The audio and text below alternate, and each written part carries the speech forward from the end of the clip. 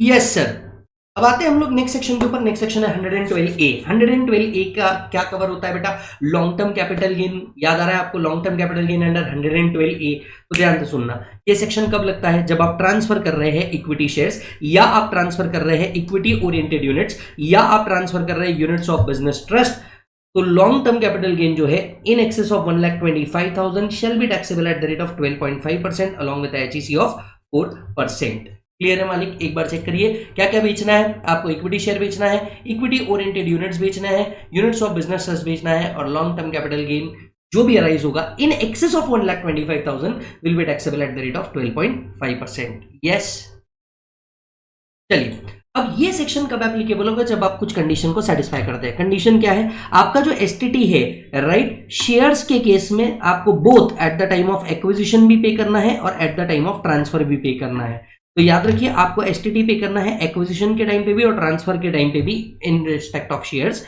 And in respect of equity oriented units या units of business trust आपको STT पे करना है at the time of transfer. तो ये सेक्शन कब एप्लीकेबल है? या तो जब आप इक्विटी ओरिएंटेड यूनिट सेल कर रहे हैं, इक्विटी शेयर सेल कर रहे हैं, listed units of business trust sell कर रहे हैं एंड एसटीटी पे कर रहे हैं शेयर्स के टाइम पे, both at the time of acquisition and transfer, units के टाइम पे at the time of transfer, तो आपके ऊपर ये सेक्शन क्या है बेटा? एप्लीकेबल है। सो अगर ये सारी कंडीशन सेटिस्फाई हो जाती है तो जो लॉन्ग टर्म कैपिटल गेन आता है 112A के अंदर में, that will be taxable at the rate of 12.5% beyond rupees 1,25,000। Yes और नो? लेकिन इसका जो कंप्यूटेशन होता है बेटा वो डिफरेंट तरीके से होता है, तो कंप्यूटेशन के ऊपर ध्यान देना। सबसे पहले जो सेल वैल्यू है, full value of consideration as it is आएगा, एक्सपेंसेस ऑन ट्रांसफर भी एज इट इज आएगा, नेट कंसिडरेशन भी एज इट इज आएगा। लेकिन कॉस्ट, हाँ, कॉस्ट बिल्कुल अलग तरीके से निकाली जाती है। कॉस्ट क्या होती है यहाँ पे? तो बेटा cost shall be higher of, cost shall be higher of actual cost of acquisition and lower of sale consideration या fair market value as on 31/1/2018। अब अंडरस्टैंड करना, आपको कॉस्ट क्या लेनी? कॉस्ट लेनी हायर। किसकी हायर? या तो एक्चुअल कॉस्ट, ये आपको प्रॉब्लम में दिया होगा जितने में आपने एक्वायर किया था वो, या तो लोअर ऑफ सेल कंसिडरेशन, बेच कितने में ले रहे हो वो भी आपको प्रॉब्लम में दिया रहेगा। तीसरी चीज आती है fair market value as on 31/1/2018। क्यों? क्योंकि ये प्रोविजन 1 फरवरी 2018 से आई थी। तो आपको लेना है फेयर मार्केट वैल्यू। इन दोनों में का लोअर, इन दोनों में का हायर, ये आपकी क्या बनेगी बेटा? कॉस्ट बनेगी, राइट। एंड देन आएगा आपका कैपिटल गेन। एक बात आपने गौर करी, यहाँ पे इंप्रूवमेंट है ही नहीं। क्यों? क्योंकि शेयर्स के केस में इंप्रूवमेंट हो ही नहीं सकता। क्लियर? अब आते हैं दूसरी बात के ऊपर, या इंडेक्सेशन हो सकता है क्या? अब नहीं हो सकता। क्यों सर? देखिए, वैसे भी थर्ड प्रोविजो कहता था कि 112A के केस में इंडेक्सेशन होता ही नहीं, तो यहाँ पे इंडेक्सेशन पहले भी नहीं था और अब भी नहीं है। ओके मालिक। अब सवाल उठता है कि ये फेयर मार्केट वैल्यू किस तरीके से निकाला जाएगा। तो देख मेरे दोस्त, ये जो फेयर मार्केट वैल्यू है ये 99% ऑलरेडी प्रॉब्लम में दिया होता है। अभी रिसेंटली लास्ट एग्जाम के अंदर में इन्होंने इस क्वेश्चन को पूछा था लेकिन फेयर मार्केट वैल्यू नहीं दिया। तो सर फेयर मार्केट वैल्यू क्या, कैसे निकालेंगे? ध्यान से सुनना, अगर 31/1/2018 का फेयर मार्केट वैल्यू दिया हुआ नहीं है, पर ये शेयर उस दिन लिस्टेड भी था और ट्रेडेड भी था, कब? 31 जनवरी 2018 को। तो उस दिन का जो हाईएस्ट प्राइस है, दैट इज 31 जनवरी 2018 का जो हाईएस्ट प्राइस है, उसे हमें फेयर मार्केट वैल्यू अज्यूम करना है। अगर मान लो उस दिन लिस्टेड तो था पर ट्रेड नहीं हुआ था, यानी 31 जनवरी 2018 को लिस्टेड तो था पर ट्रेड नहीं हुआ था, तो आपको उसके पहले के कोई भी दिन का हाईएस्ट प्राइस को आपको फेयर मार्केट वैल्यू अज्यूम कर देना है। मान लीजिए अगर यूनिट्स है तो NAV, that is NAV net asset value, जो आपका 31 जनवरी 2018 का है, आप वो ले लेंगे। और अगर उस टाइम पे शेयर्स अनलिस्टेड थे और ये शेयर्स बाद में लिस्ट हुए हैं, तो आपको जो भी 17-18 का इंडेक्स कॉस्ट है उसी को आपका क्या मानना है? Fair market value. यस। सो 2 ऑप्शन है, फेयर मार्केट वैल्यू प्रॉब्लम में दिया है, फेयर मार्केट वैल्यू कंप्यूट करना है। अगर फेयर मार्केट वैल्यू दिया है आपने वही ले लेना, अगर फेयर मार्केट वैल्यू नहीं दिया है तो आपको फर्दर चीजें ढूंढनी पड़ेगी। क्या वो लिस्टेड और ट्रेडेड भी था, लिस्टेड था पर ट्रेडेड नहीं था, या उस टाइम पे ये अनलिस्टेड था? उस हिसाब से आपको क्या करना पड़ेगा? फेयर मार्केट वैल्यू कंप्यूट करनी पड़ेगी। क्लियर है मालिक? Okay.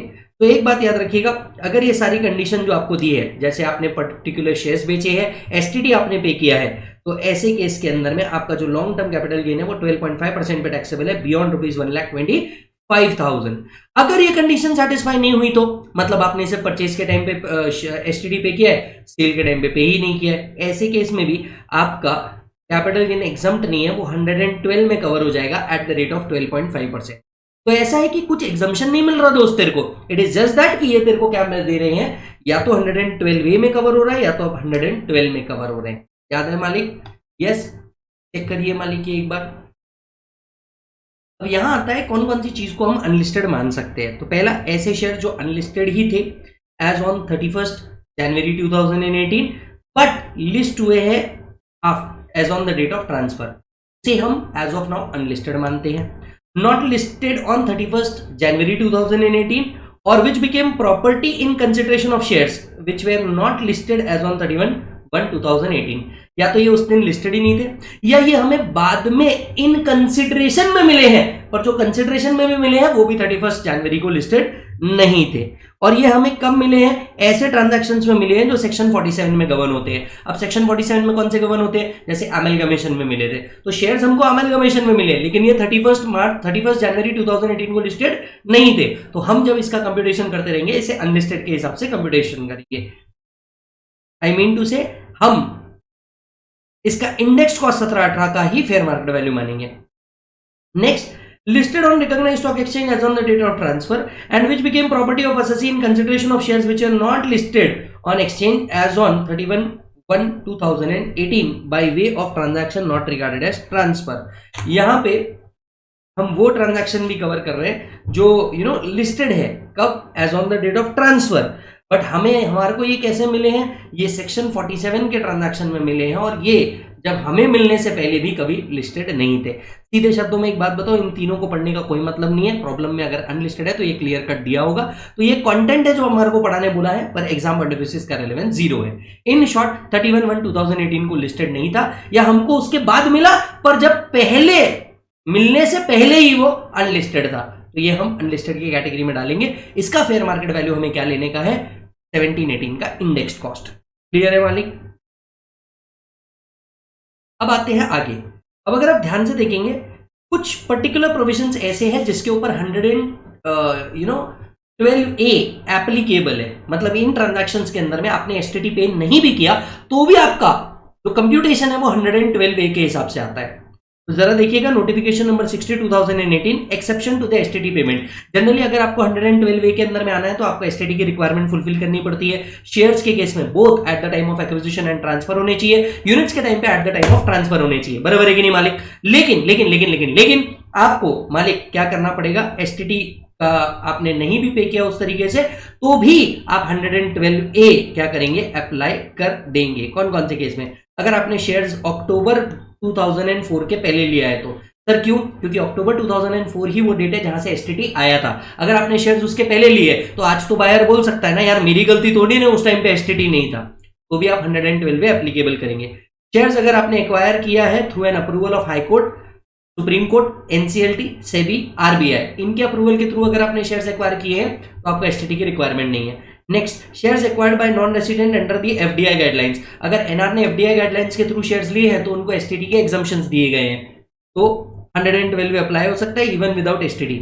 Acquisition by an investment fund और acquisition through a preferential issue, इनमें आपको एसटीटी लगता ही नहीं है।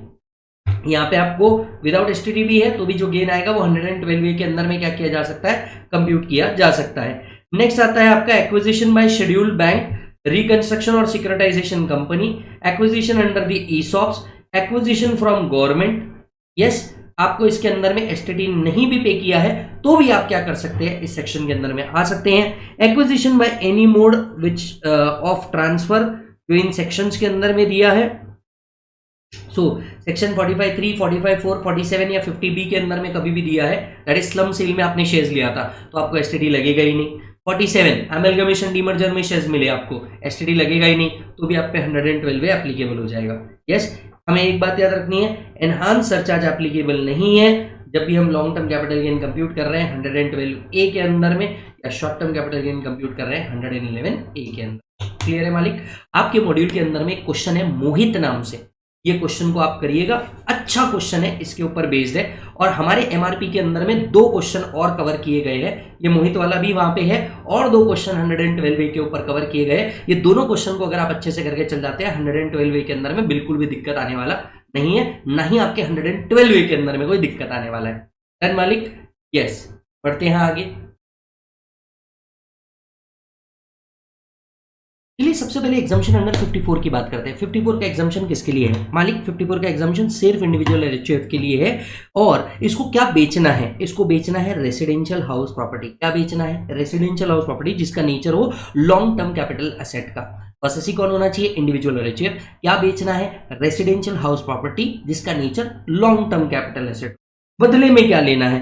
बदले में आपको लेना है one residential house property situated in India. तो आपको घर कितने बेच रहे हो इररिलेवेंट, कितने घर लेना है? एक घर आपको लेना है बदले में।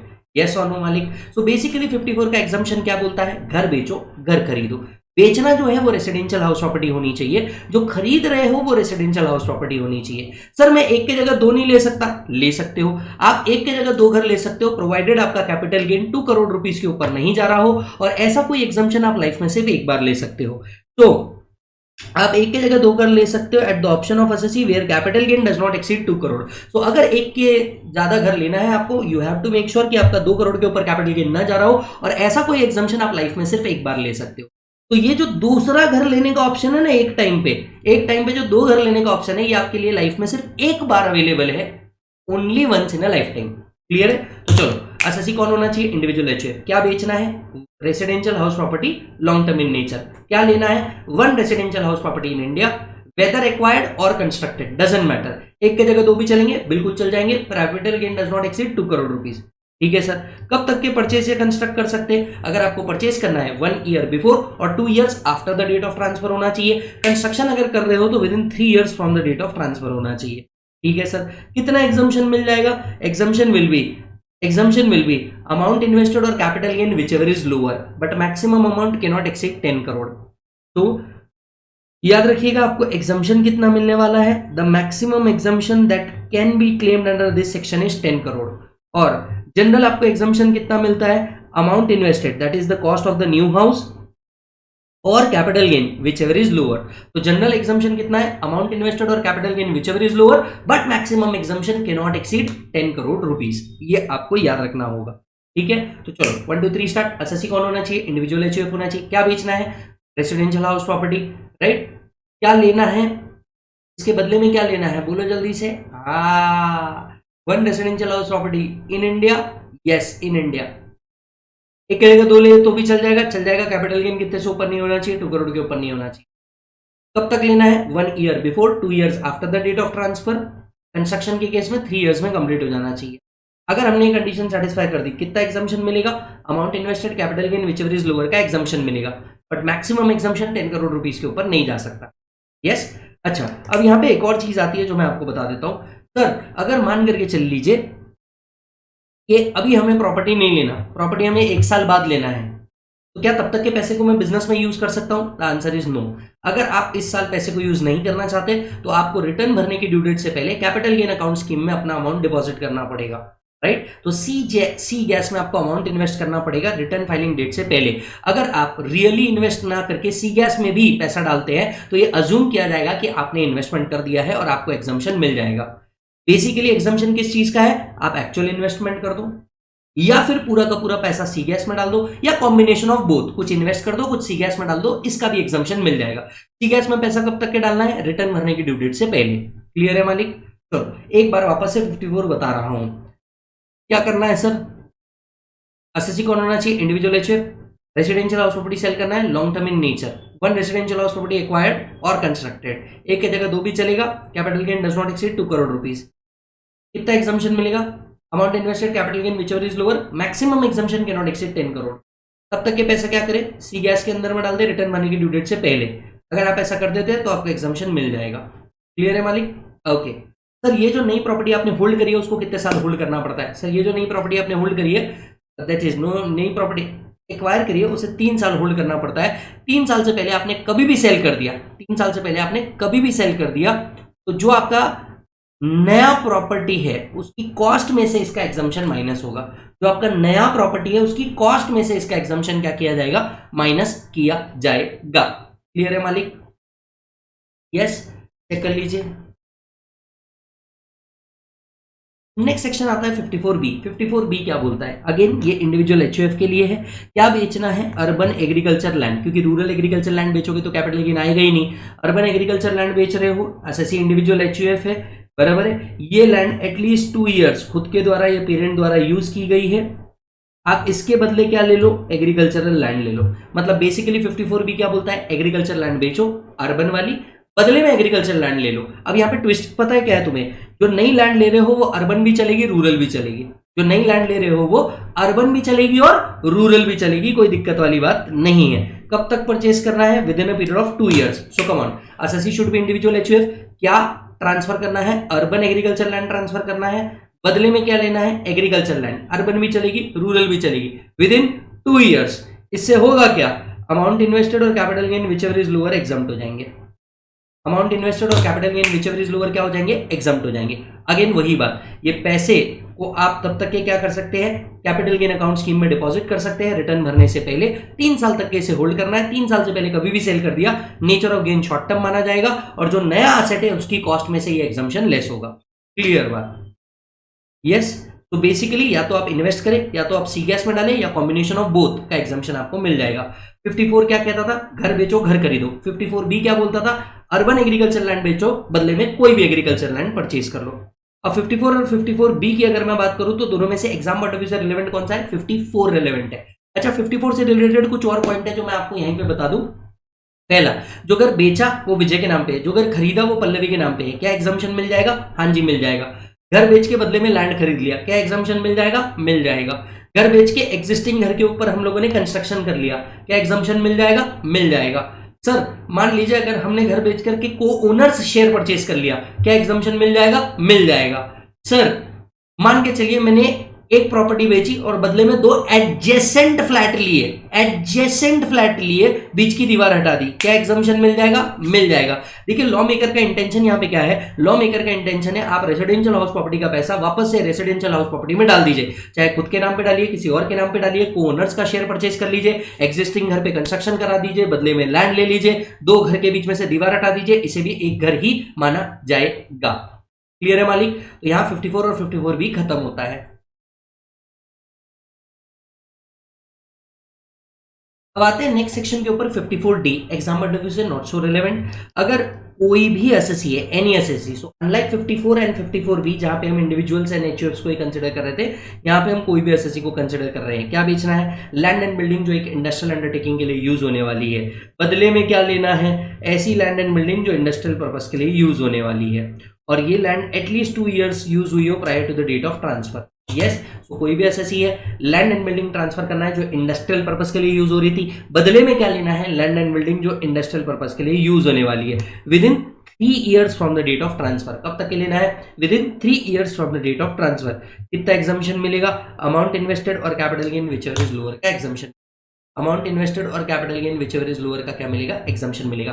वेल मेरे दोस्त 54B और D इतना रिलेवेंस नहीं रखते जितना रिलेवेंस 54 रखता है, या फिर जितना रिलेवेंस 54EC रखता है। तो save your time, go on 54EC के ऊपर। 54EC क्या बोलता है, कोई भी एसएससी हो, क्या बेटा कोई भी एसएससी हो, क्या ट्रांसफर कर रहा है, लैंड बिल्डिंग या बूथ ट्रांसफर कर रहा है, क्या ट्रांसफर कर रहा है, लैंड बिल्डिंग या बूथ ट्रांसफर कर रहा है, nature of asset long term capital set होना चाहिए, बदले में उसने क्या लेना है भाई जी, बॉन्ड लेना है। क्या लेना है, बॉन्ड लेना है। कौन से बॉन्ड ले सकते हैं, आप NHAI के बॉन्ड ले लो, आप REC के बॉन्ड ले लो, आप पावर फाइनेंस कॉर्पोरेशन के बॉन्ड ले लो, आप इंडियन रेलवे फाइनेंस कॉर्पोरेशन के बॉन्ड ले लो। इनफैक्ट 1/4/2025 के बाद आप हुडको के बॉन्ड भी लोगे तो बिल्कुल चल जाएगा। ये लेटेस्ट एडिशन है इस बॉन्ड की लिस्ट में। तो NHAI के बॉन्ड ले लो, REC के बॉन्ड ले लो, पावर फाइनेंस कॉर्पोरेशन के बॉन्ड ले लो, इंडियन रेलवे फाइनेंस कॉर्पोरेशन के बॉन्ड ले लो, या इनफैक्ट हुडको के बॉन्ड भी ले लोगे 1/4/2025 के बाद, जिसका रिडम्पशन पीरियड 5 इयर्स का है तो भी चल जाएगा। सो बदले में क्या करना है, लैंड एंड बिल्डिंग बेचना है, बदले में क्या लेना है, बॉन्ड लेना है। Come on once more, land and building बेचना है, बदले में क्या लेना है, बॉन्ड लेना है। किसके बॉन्ड लेने हैं, ये पांचों में से किसी के भी बॉन्ड ले सकते हो, रिडम्पशन पीरियड 5 इयर्स का होना चाहिए। अगर ऐसा हुआ तो आपको कितना एग्जाम्पशन मिलेगा, वही अमाउंट इन्वेस्टेड और capital gain whichever is lower, but maximum amount of exemption is 50 lakh. Maximum amount of exemption is 50 lakh. तो जैसे 54 के अंदर में आपकी जो मैक्सिमम लिमिट थी वो कितनी थी बेटा, 10 करोड़ की थी। 54EC में मैक्सिमम लिमिट है 50 lakh rupees. So amount invested, capital gain whichever is lower, but maximum limit is 50 lakh. 50 lakh के ऊपर का एग्जाम्पशन मिलने नहीं वाला। ये बॉन्ड कब तक के परचेज करना है, within 6 months from the date of transfer, within 6 months from the date of transfer. So come on one more time for the third time, SSC कौन होना चाहिए, एनी एसएससी। क्या बेचना है? लैंड एंड बिल्डिंग और both. बदले में क्या लेना है? बॉन्ड। किसके bond? NHAI, REC, power finance corporation, Indian railway finance corporation, हुडको के बॉन्ड, जिसका रिडम्पशन पीरियड कितना होना चाहिए? 5 इयर्स। बॉन्ड कब तक लेना है? Within 6 months from the date of transfer. कितना एग्जाम्पशन मिलेगा? Amount invested, capital gain whichever is lower का आपको क्या मिलेगा? एग्जाम्पशन मिलेगा। क्लियर है मालिक? अमाउंट इन्वेस्टेड और capital gain whichever is lower का क्या मिलेगा? एग्जाम्पशन मिलेगा। डन मालिक? चलो, तो हमने 54 पढ़ा, घर बेचो घर खरीदो। 54 बी पढ़ा, अर्बन एग्रीकल्चर लैंड बेचो, बदले में एग्रीकल्चर लैंड परचेज करो। 54 डी, लैंड एंड बिल्डिंग जो इंडस्ट्रियल पर्पस के लिए थे उसको बेचो, बदले में लैंड एंड बिल्डिंग जो इंडस्ट्रियल पर्पस के लिए उसको परचेज करो। 54 ईसी, लैंड एंड बिल्डिंग बेचो, बदले में बॉन्ड खरीदो। अब एक बात आपसे पूछता हूं, क्या 54 प्लस 54 ईसी का एग्जाम्पशन एक साथ मिल सकता है? आंसर इज यस, क्योंकि दोनों में लैंड एंड बिल्डिंग बेच रहे हो, बदले में आप घर खरीद लो प्लस बॉन्ड खरीद लो, दोनों का एग्जाम्पशन एक साथ मिल जाएगा। To do yes.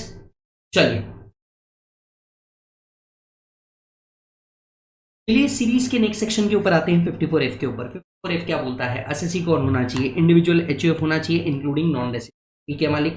ओके, क्या बेचना है मालिक? आप कोई भी लॉन्ग टर्म कैपिटल एसेट बेच सकते हैं other than residential house property. तो रेसिडेंशियल हाउस प्रॉपर्टी छोड़ के आपने कोई भी अदर एसेट बेचना है। बदले में क्या परचेस करना है? One residential house property whether acquired और कंस्ट्रक्टेड। तो या तो आपको one residential house property purchase करनी है विद इन 1 ईयर बिफोर और 2 years after the date of transfer, या एक प्रॉपर्टी कंस्ट्रक्ट करनी है within 3 years after the date of transfer, similar to what is taught in 54। Okay, कितना exemption मिलेगा?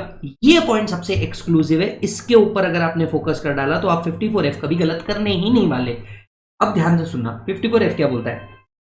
If the cost of new asset is greater than net consideration, अगर नए asset का cost net consideration से ऊपर है, अगर नए असेट का कॉस्ट नेट कंसिडरेशन से ऊपर है, वो नेट कंसिडरेशन बोल रहे हैं, कैपिटल गेन नहीं। नेट कंसिडरेशन मतलब sale consideration minus expenses on transfer की बात कर रहे हैं।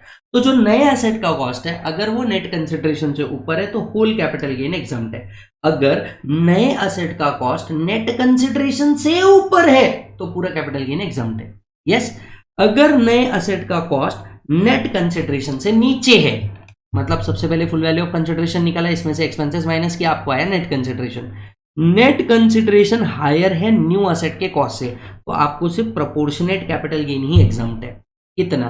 Capital gain into amount invested divided by net consideration. Capital gain into जो नया अमाउंट इन्वेस्ट किया है divided by net consideration. Clear? तो हमें दो चीजें देखनी है। पहला, क्या नए एसेट का कॉस्ट नेट कंसिडरेशन से ऊपर है? अगर ऐसा होता है तो होल कैपिटल गेन एग्जम्प्ट हो जाता है। अगर नए एसेट का कॉस्ट नेट कंसिडरेशन से नीचे है तो प्रोपोर्शनेट एग्जम्प्ट होता है। कितना proportionate? Capital gain into amount invested divided by net consideration. याद रखिएगा, इस सेक्शन में भी the maximum exemption can not exceed 10 crore.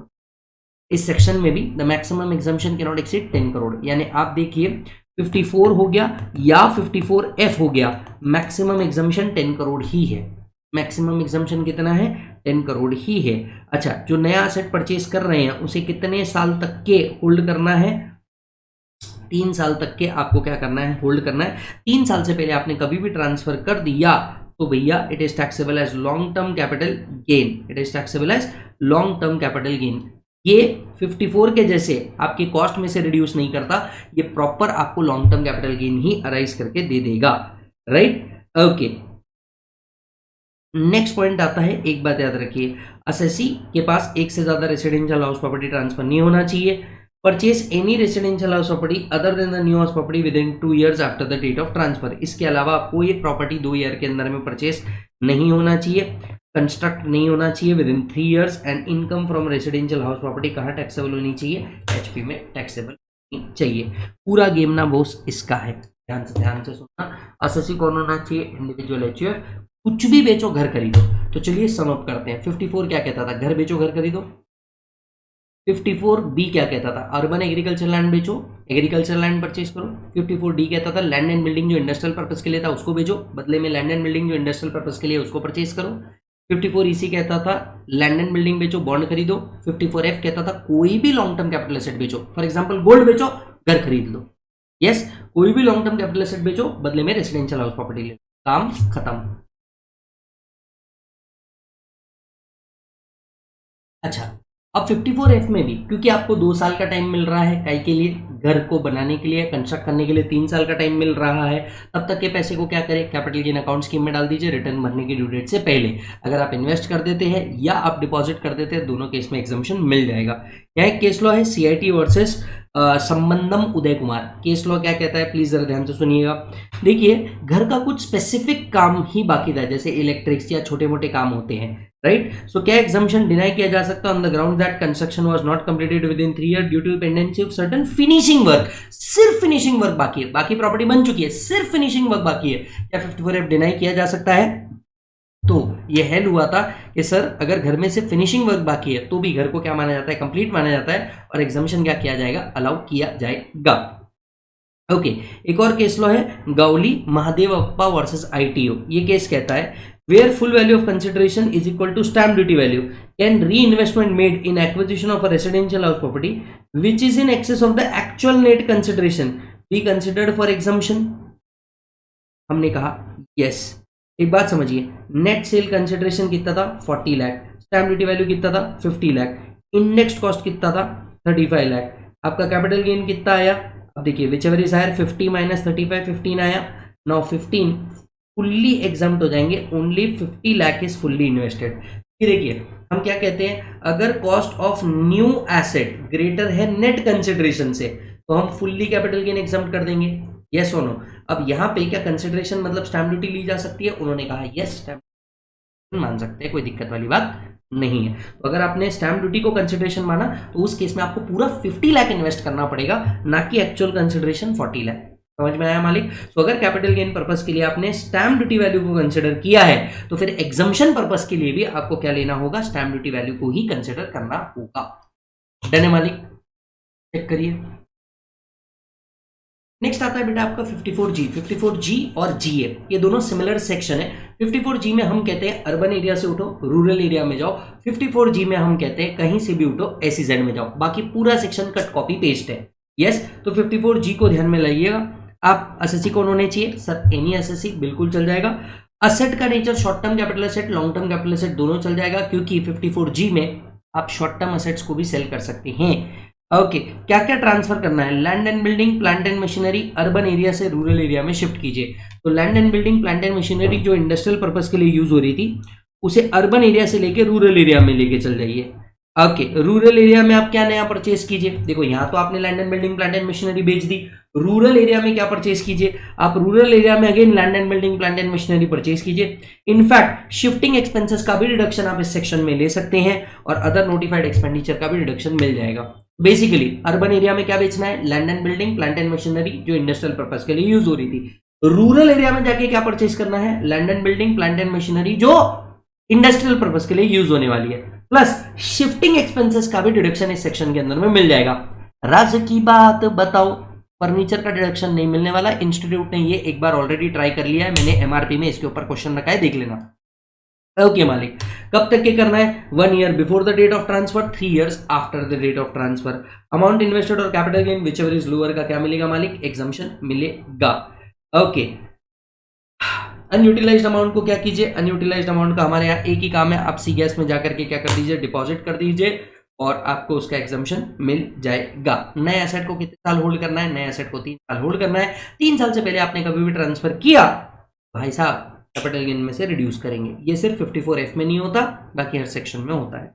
54GA के लिए पूरे पॉइंट क्या है बेटा, सिमिलर पॉइंट्स ही है जो 54G के अंदर में थे। 54G बोलता था अर्बन से लेके रूरल में जाओ, 54GA कहता है कहीं से भी उठो SEZ में जाओ। डन, चलिए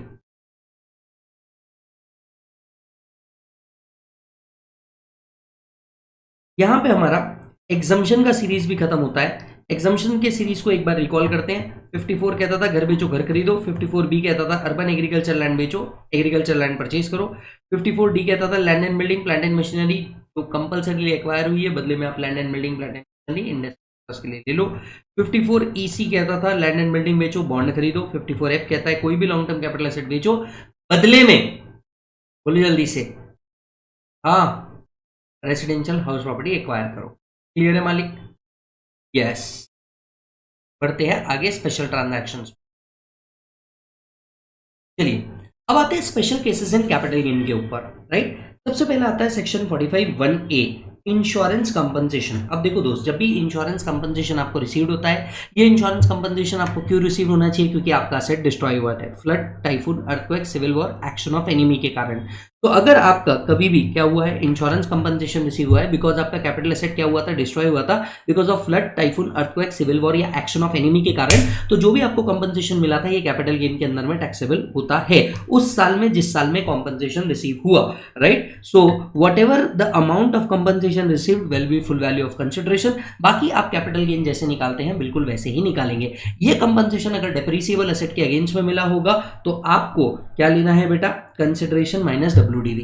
या आपको क्या लेना है बेटा, कंसिडरेशन माइनस WDV आपको कंसिडर करना है। कंपनसेशन किस साल में टैक्सेबल है, जिस साल में आपको कंपनसेशन रिसीव हुआ।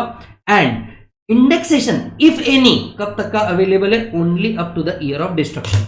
इंडेक्सेशन कब तक का अवेलेबल है, only up to the year of destruction ही आपका अवेलेबल होने वाला है। क्लियर है मालिक? अब जरा ध्यान से सुनना, मैं एक बहुत इंपॉर्टेंट बात कहना चाहता हूं यहां पे। अगर ये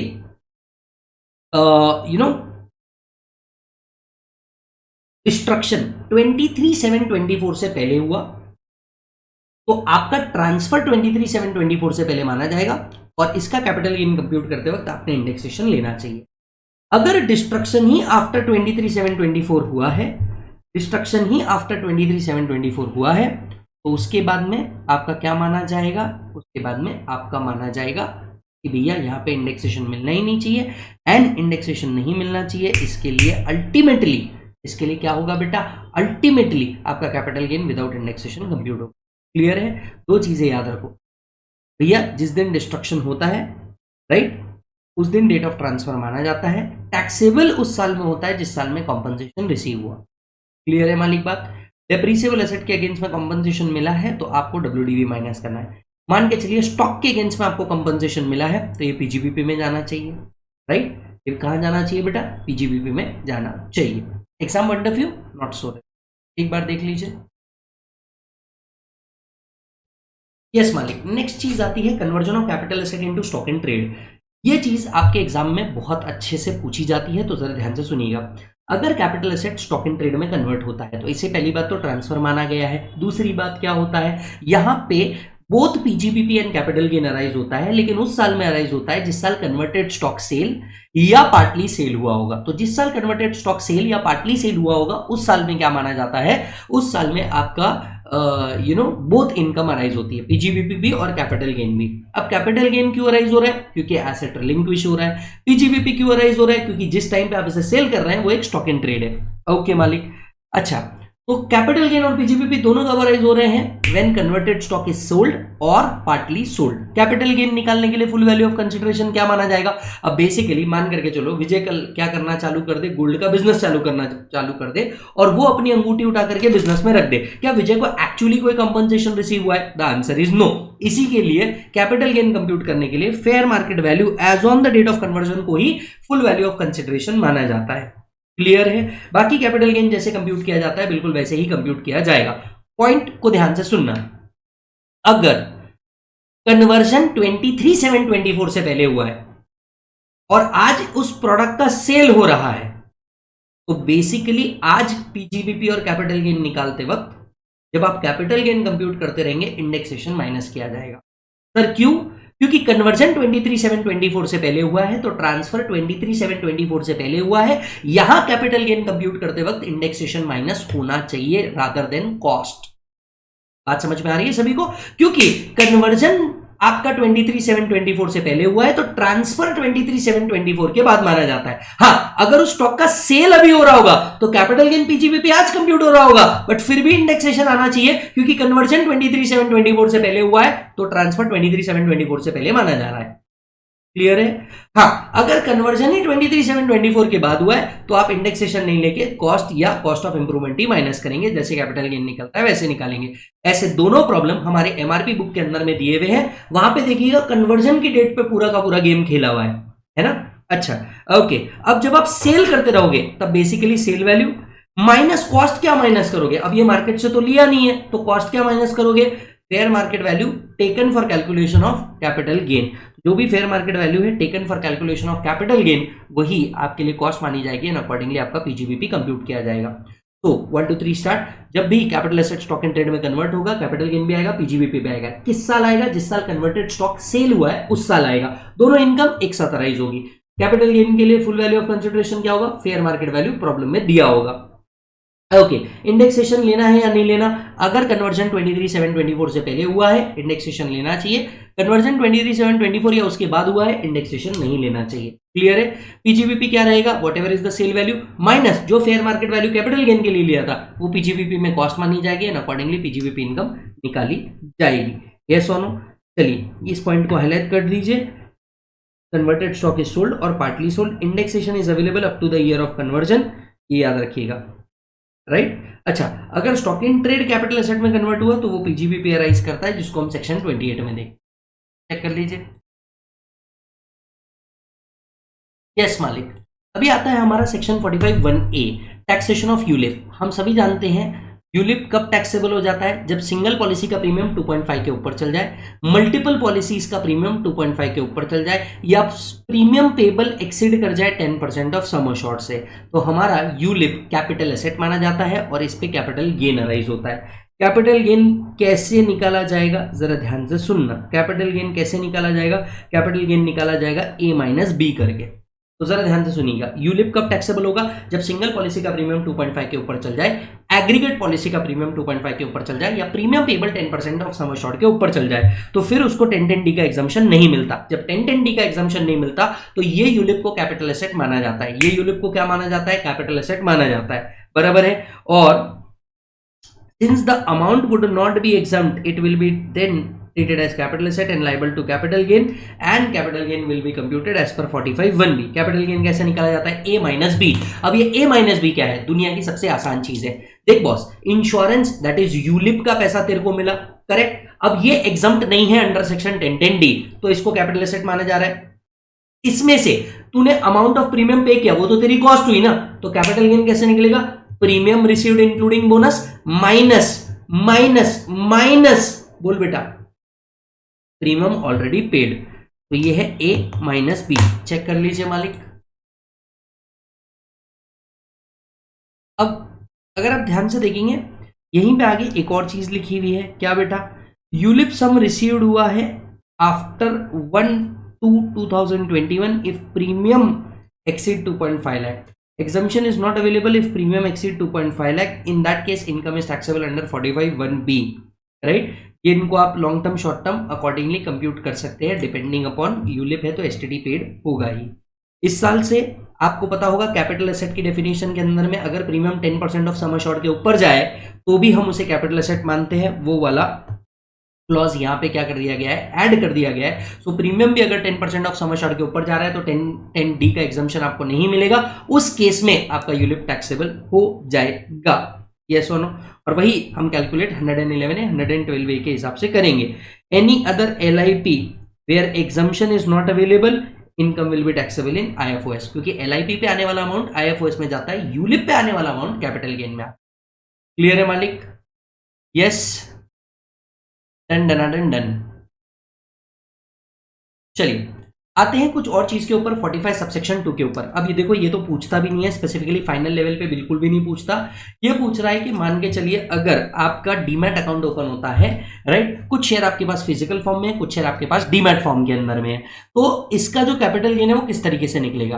बेसिकली डीमैट के केस में हम जो कैपिटल गेन निकालते हैं, राइट, उसमें कॉस्ट क्या कंसिडर होगी? वही एक गेम है। कॉस्ट क्या कंसिडर होगी? कॉस्ट फीफो बेसिस पे कंसिडर होती है, जैसी एंट्री डीमैट में हुई थी। Let me give an example. मैंने पहले 50 शेयर लिए, 50 शेयर लिए, 50 शेयर लिए, 50 शेयर लिए। ये चारों शेयर हमने अलग अलग भाव पे अलग अलग डेट पे लिए।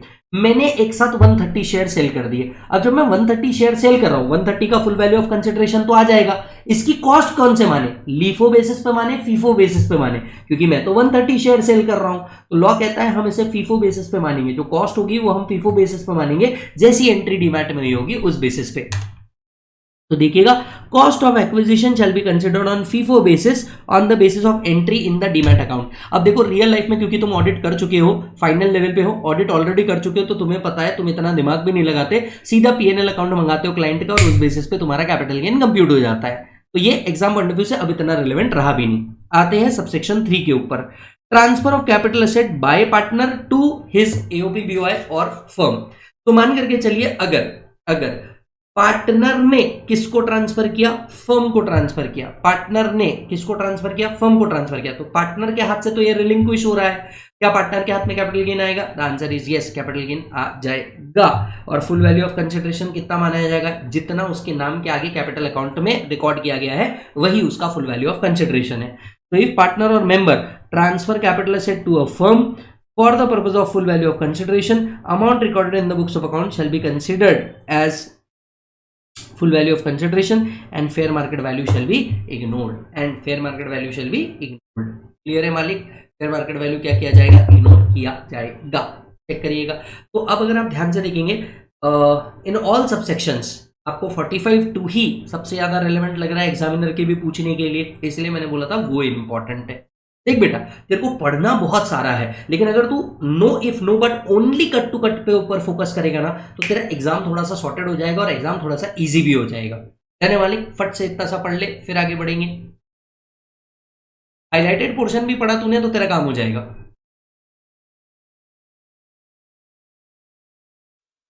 हाँ जी मालिक, नेक्स्ट चीज के ऊपर चलते हैं, डिसोल्यूशन ऑफ फर्म। अब देखो boss, CA final CMA final वालों, आपको एक बात बता दूं, मुझे लगता है इसके ऊपर इस पर्टिकुलर अटेम्प्ट में क्वेश्चन आने के पूरे चांसेस है। 2026 में इसके ऊपर आने के क्वेश्चन पूरे है। रीजन बताता हूं मैं आपको। 194T जो है टीडीएस का, वो इस साल से एप्लीकेबल हो गया है आप लोगों के लिए। तो हो सकता है आपको एक ऐसा क्वेश्चन कंबाइंड मिल जाए जहां पे taxation of firm along with capital gain of a partner, दोनों को एक मिक्स क्वेश्चन करके पूछ लिया जाए। यस और नो, राइट? इंटरलिंकिंग के साथ हमने रेगुलर बैच और फास्ट ट्रैक बैच के अंदर में इसको बहुत डिटेल के अंदर में इंटरलिंकिंग में पढ़ा है। आओ फटाफट चार्ट रिवीजन से भी कर लेते हैं। देखिए, फर्म में जब भी डिसोल्यूशन होगा या फर्म के अंदर में कभी भी क्या होगा, कोई चेंज होगा, तो ऐसे केस के अंदर में दो सेक्शन एप्लीकेबल होते हैं, सेक्शन 9B प्लस 45(4).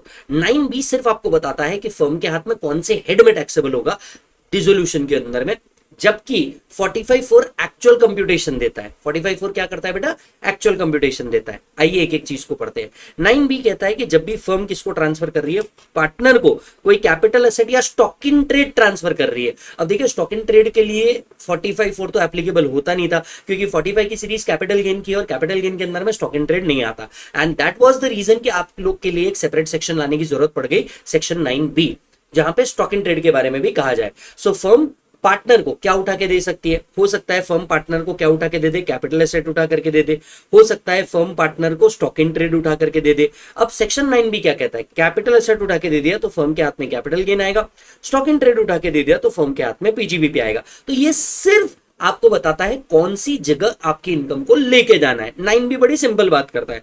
तो यहाँ पे स्पेसिफाइड पर्सन मतलब कौन बात कर रहे हैं हम? स्पेसिफाइड पर्सन मतलब कोई पार्टनर या मेंबर ऑफ एचयूएफ रिसीव कर रहा है, कब? डिसोल्यूशन या रिकंस्ट्रक्शन पे। तो ये सेक्शन कब एप्लीकेबल है? जब फर्म का डिसोल्यूशन हो या फर्म का रिकंस्ट्रक्शन हो रहा हो। क्लियर है? would be deemed to have transferred in the year in which such capital asset or stock in trade both are received। yes, तो आपको ये सेक्शन कब एप्लीकेबल होगा? जब फर्म से आपको क्या रिसीव हुआ है, या तो कोई कैपिटल एसेट रिसीव हुआ है या फर्म से क्या रिसीव हुआ है, स्टॉक इन ट्रेड रिसीव हुआ है, तब ये सेक्शन आपको एप्लीकेबल होने वाला है। तो जिस साल रिसीव हुआ उस साल टैक्सेबिलिटी अराइज होगी। Yes, stock in trade transfer हुआ तो पीजीबीपी आएगा और कैपिटल एसेट ट्रांसफर हुआ तो कैपिटल गेन आएगा। इतनी बड़ी बात कहता है ये सेक्शन। पता है आपको, ये आपके लिए कॉमन सेंस था, इसके लिए कोई सेक्शन की जरूरत नहीं थी। डन। इसके आगे आते हैं कि sir full value of consideration कितना माना जाएगा? अब देखिए, जो भी फेयर मार्केट वैल्यू होगा कैपिटल एसेट का या स्टॉक का, वही आपके लिए फुल वैल्यू ऑफ कंसिडरेशन होगा फॉर कंप्यूटिंग पीजीबीपी या capital gain. So fair market value of capital asset और stock in trade as on the date of received, इसी को ही फुल वैल्यू ऑफ कंसिडरेशन मानेंगे फॉर कंप्यूटिंग कैपिटल गेन और PGBP. Clear है मालिक? बढ़ते हैं आगे। अब 9B तो समझ में आ गया, अब आता है 45(4). 45(4) क्या कहता है, जरा ध्यान से सुनना, ठीक है? 45(4) क्या कहता है? 45(4) एक्चुअल कंप्यूटेशन देता है। जब फर्म क्या करता है, कोई कैपिटल एसेट उठा के किसको दे रहा है, ट्रांसफर कर रहा है। किसको ट्रांसफर कर रहा है? पार्टनर को ट्रांसफर कर रहा है। सो अगर कभी भी मनी या एसेट फर्म दे अपॉन डिसोल्यूशन टू पार्टनर, तब ये सेक्शन 45(4) लगता है।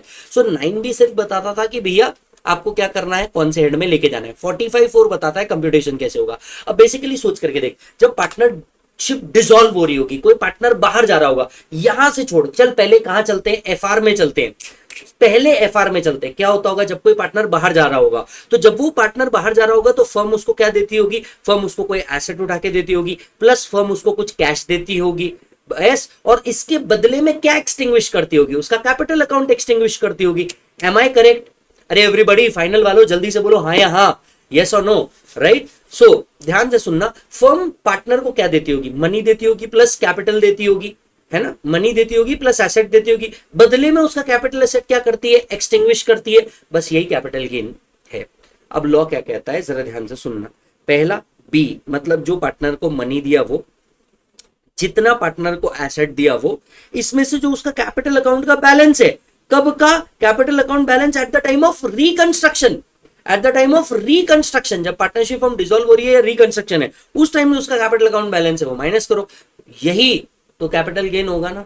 आप सोच करके देखिए, आप सोच करके देखिए ना।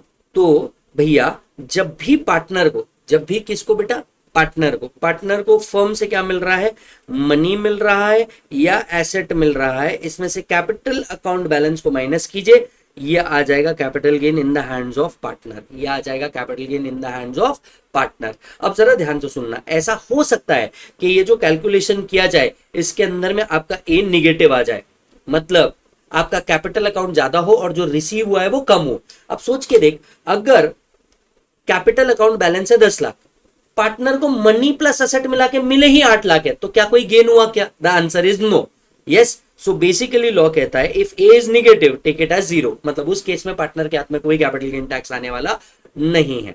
यस और नो मालिक?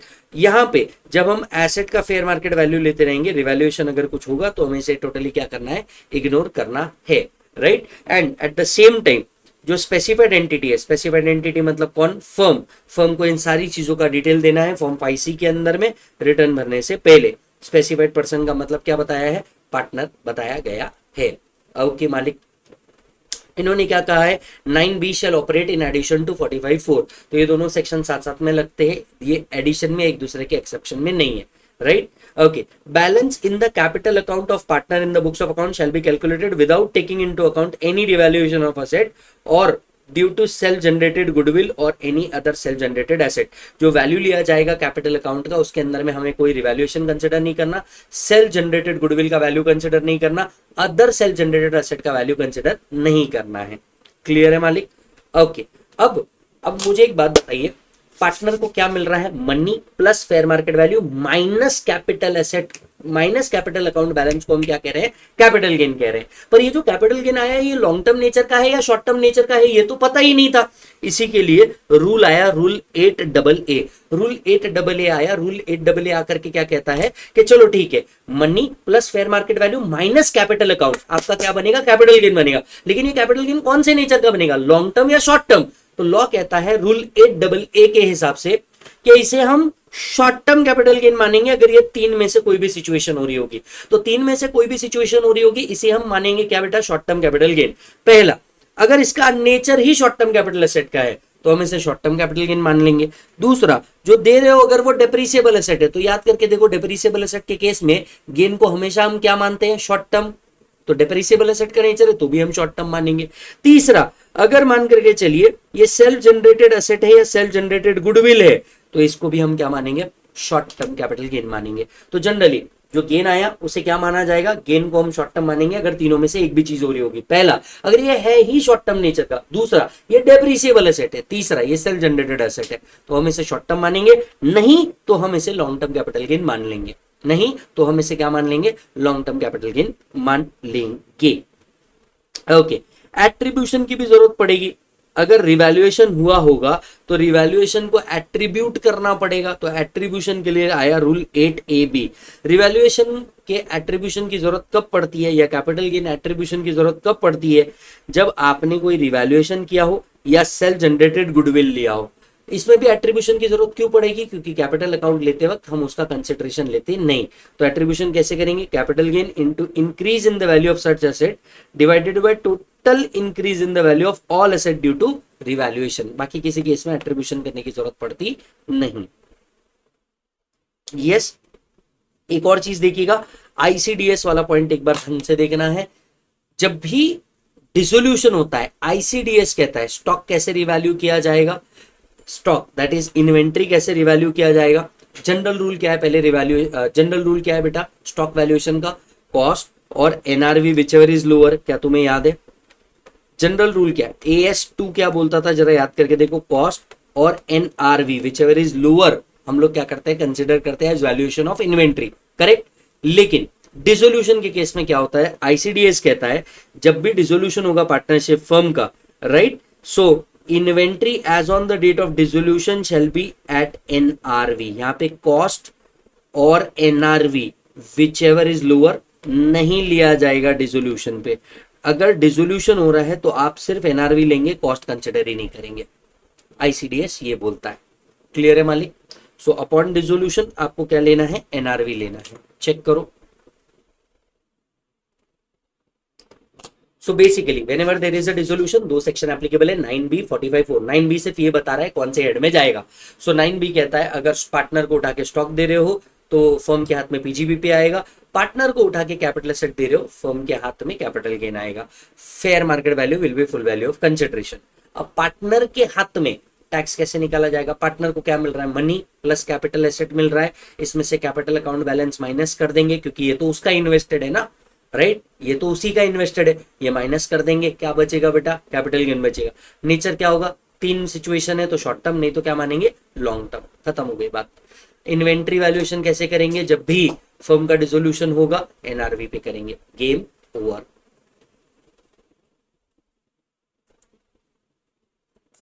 Yes sir. Next special transaction आता है कंपलसरी एक्विजिशन। कंपलसरी एक्विजिशन 45(5) के अंदर में कवर होता है। बेसिकली देखिए सरकार क्या करती है, कंपलसरी एक्विजिशन करती है और इस कंपलसरी एक्विजिशन के अगेंस्ट में आपको कंपनसेशन देती है। कई बार ये कंपनसेशन लेट होता है जिसके अगेंस्ट में एक और कंपनसेशन मिलता है जिसको हम कहते हैं एनहांस कंपनसेशन। तो what is the difference between initial compensation and enhance compensation? जो सबसे पहले कंपनसेशन दिया जाए उसे इनिशियल कंपनसेशन कहा जाता है। सरकार अगर फ्यूचर में कंपनसेशन बढ़ा के देती है तो इसे कहा जाता है एनहांस कंपनसेशन।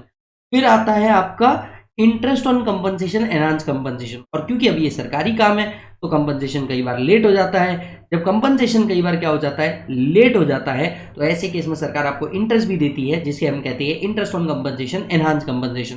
तो बेसिकली 45 के साथ हम तीन कॉन्सेप्ट पढ़ते हैं। 45(5) में हम तीन कॉन्सेप्ट पढ़ते हैं, initial compensation, enhance compensation, interest on compensation, enhance compensation. अब इसको बड़े ध्यान से सुनिएगा, ये तीनों कंपनसेशन उस साल टैक्सेबल है जिस साल ये रिसीव होते हैं। ये तीनों कंपनसेशन, चाहे वो इनिशियल कंपनसेशन हो, एनहांस कंपनसेशन हो या interest on compensation, enhance compensation हो, ये तीनों कंपनसेशन उस साल टैक्सेबल होते हैं जिस साल ये रिसीव होते हैं। पक्की बात। अब इनिशियल कंपनसेशन इज टैक्सेबल कितना, जितना अप्रोप्रिएट अथॉरिटी ने डिसाइड किया है। तो फुल वैल्यू ऑफ कंसिडरेशन क्या रहेगा, जितना अप्रोप्रिएट अथॉरिटी ने डिसाइड किया है वही आपका फुल वैल्यू ऑफ कंसिडरेशन रहेगा। बाकी आपका जैसे कैपिटल गेन कंप्यूट होता है बिल्कुल वैसे ही कैपिटल गेन को कंप्यूट किया जाएगा। अब आते हैं दूसरी बात के ऊपर, अगर कंपलसरी एक्विजिशन 23/7/24 से पहले हुआ है, अगर कंपलसरी एक्विजिशन 23/7/24 से पहले हुआ है तो ऐसे केस में आपको इंडेक्सेशन आज भी मिलना चाहिए। तो ऐसा हो सकता है कि एक्विजिशन 23/7/24 से पहले हुआ, कंपनसेशन आज मिल रहा हो, तो टैक्सेबिलिटी आ जाएगी, लेकिन क्या इंडेक्सेशन मिलना चाहिए? हाँ। क्यों? क्योंकि ट्रांसफर 23/7 से पहले हो चुका है। ट्रांसफर कब हो चुका है? 23/7 से पहले हो चुका है। क्लियर है मालिक? ओके। फिर आता है एनहांस कंपनसेशन। एनहांस कंपनसेशन भी उस साल टैक्सेबल है जिस साल क्या होता है बेटा, रिसीव होता है। कितना टैक्सेबल है? जितना अप्रोप्रिएट अथॉरिटी ने दिया है वो। अच्छा, यहां पे लीगल एक्सपेंसेस भी क्या किया जा सकता है, माइनस किया जा सकता है। तो जो लीगल एक्सपेंसेस है वो आप एक्सपेंसेस ऑन ट्रांसफर में क्या करेंगे मालिक, माइनस करेंगे। ठीक है।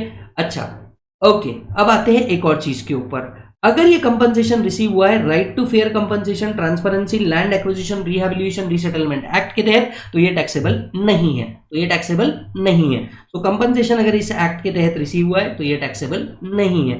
फिर आता है interest on compensation, enhance compensation. ये जिस साल रिसीव होता है उस साल टैक्सेबल होता है एंड इसमें से 50% इज अलाउड एज डिडक्शन। कहाँ कंसिडर होता है? IFOS में। Repeating three thing, initial compensation, enhance compensation, interest on compensation, enhance compensation. उस साल टैक्सेबल जिस साल क्या हुआ, रिसीव हुआ, उतना टैक्सेबल जितना क्या हुआ, रिसीव हुआ। इंटरेस्ट जो रिसीव हुआ वो IFOS में टैक्सेबल होता है, 50% अलाउड एज डिडक्शन। क्लियर है मालिक? अगर कंपलसरी एक्विजिशन 23/7/24 से पहले हुआ है, इंडेक्सेशन आज भी मिलना चाहिए। क्लियर? डन मालिक।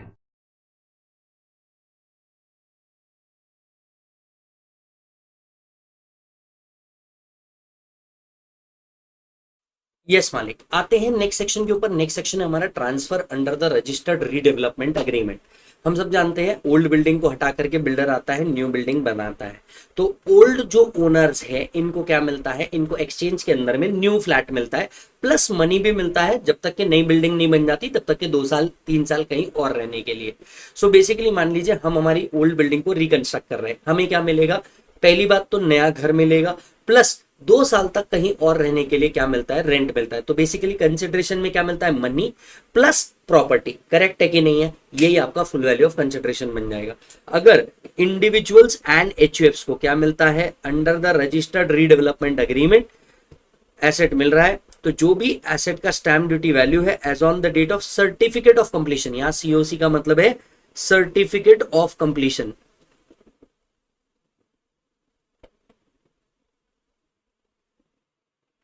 राइट।